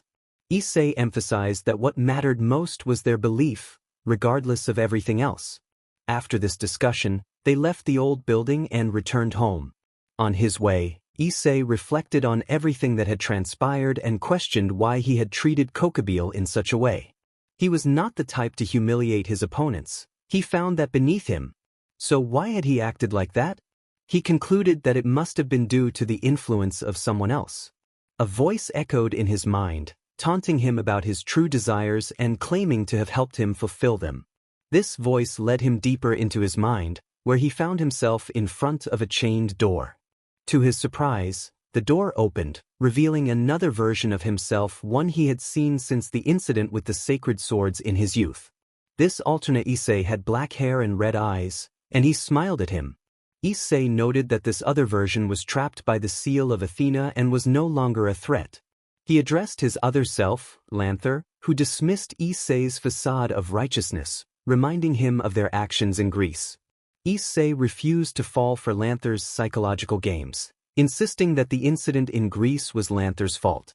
Lanther laughed, claiming that it was his fault Issei lost control of his powers after the betrayal. Issei interrupted, filled with anger, warning Lanther not to mention it. Lanther continued to taunt him, suggesting that Issei was becoming more like him and that he would eventually succumb to darkness. He promised to be there to guide Issei toward his true purpose, but for now, their conversation was over, and he was enveloped in light. Suddenly, Issei was propelled out of the room, and the door slammed shut behind him. The locks began to glow, and the symbol of Athena appeared at the center of the door. Issei emerged from his mental space and found himself at the entrance of his home. He entered, greeted his parents, and headed to his room. He vowed to himself that he would not become like Lanther. A new day began in the life of our red-haired protagonist. After his encounter with the white dragon and the brief conversation with his other self, Issei struggled to find peace in sleep, his mind racing with thoughts. Why had the white dragon come? Why did Issei feel a connection with Azazel? And why did Lanther keep bothering him about Greece? These thoughts swirled in Issei's mind throughout the night. He tried to push them aside as he headed downstairs for breakfast with his parents. They chatted about trivial topics and the young women who often accompanied him. After saying goodbye to them, Issei began his walk to school, where he encountered Asia. The former nun greeted him energetically, brightening his morning. Issei noticed that Asia was alone and asked where Rias and the others were. Asia explained that Rias and Aquino had left early to discuss matters for the club. The two walked together to school and soon met Aki and Kaori. The four of them arrived without incident at the old building where the club was located. Upon entering, they spotted Zenobia dressed in her school uniform. Issei greeted the girls and Kiba, and Rias, with a joyful expression, announced that she had exciting news for everyone. Aquino moved closer to Issei, sitting beside him as all eyes turned to them. Rias shared her happiness that Zenobia had accepted to join her team, prompting applause from the others.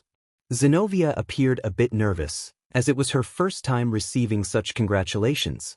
Curious, Issei asked Rias if this meant she had completed her noble lineage. Rias replied that she still needed one more piece. Issei thought about how Rias might have forgotten about needing a bishop but decided to let it go.